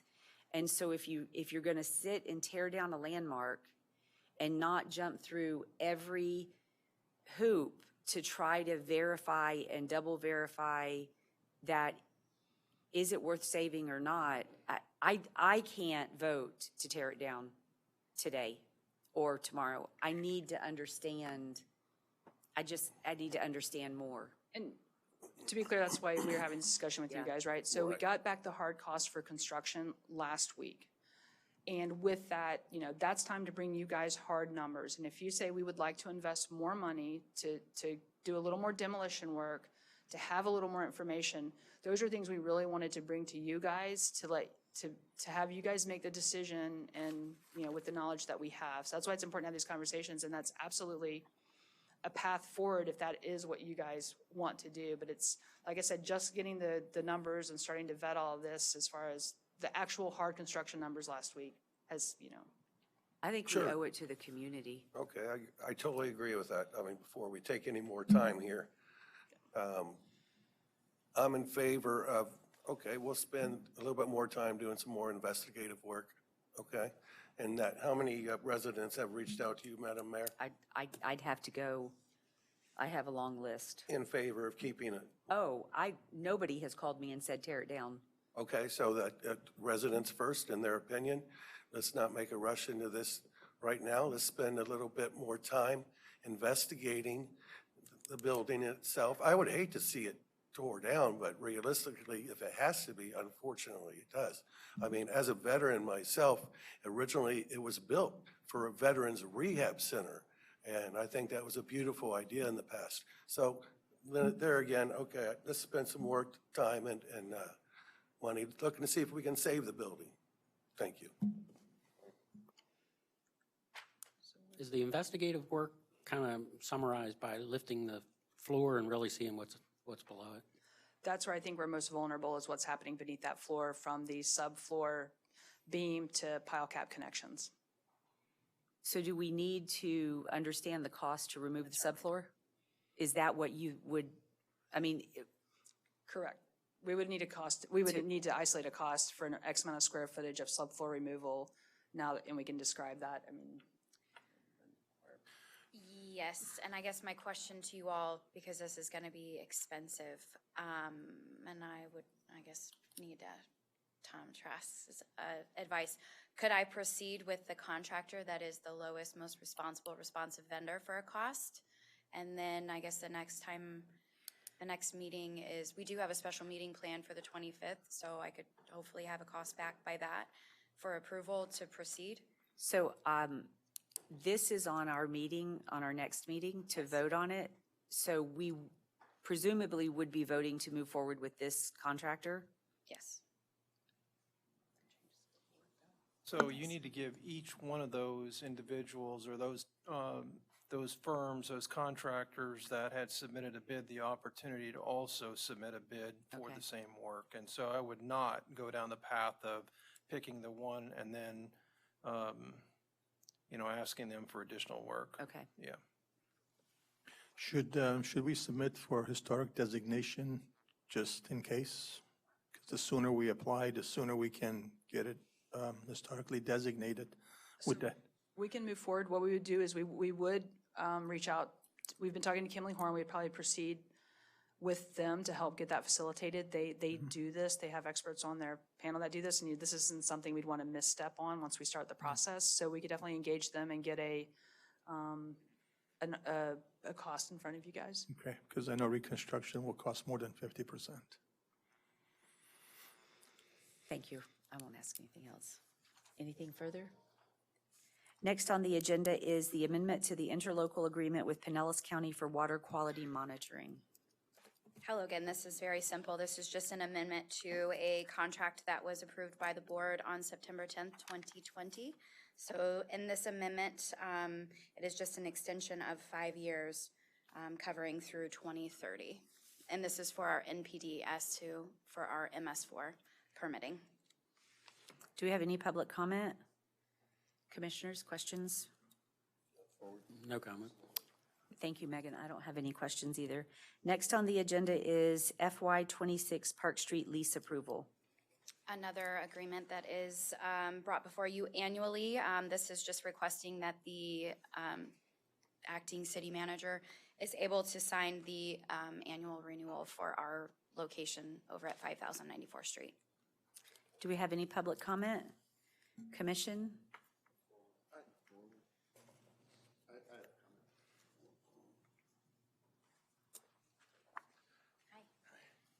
Bill Carnes, 400 150th Avenue.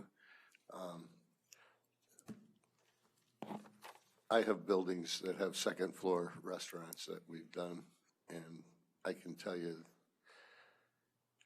they don't work. We're talking about the Park Street lease. Shit. Yeah, you missed it. You can talk about it in the next meeting. Thank you. I'm disappointed. Thank you. Commission, any comments? About what? The Park Street lease. I think this is a no-brainer. Just move forward. The big blue building is wonderful. So we did not have any public comment at the beginning of the meeting, but before I adjourn, I would like to ask a question. Because it is 6:30 and our fire department has been patiently waiting for a presentation that is going to be given to them, would anyone be opposed if we went straight into the next meeting and then took a 15-minute break after presentations? Perfect. We're okay with that? Yes. So then it is 6:33 and we are adjourned.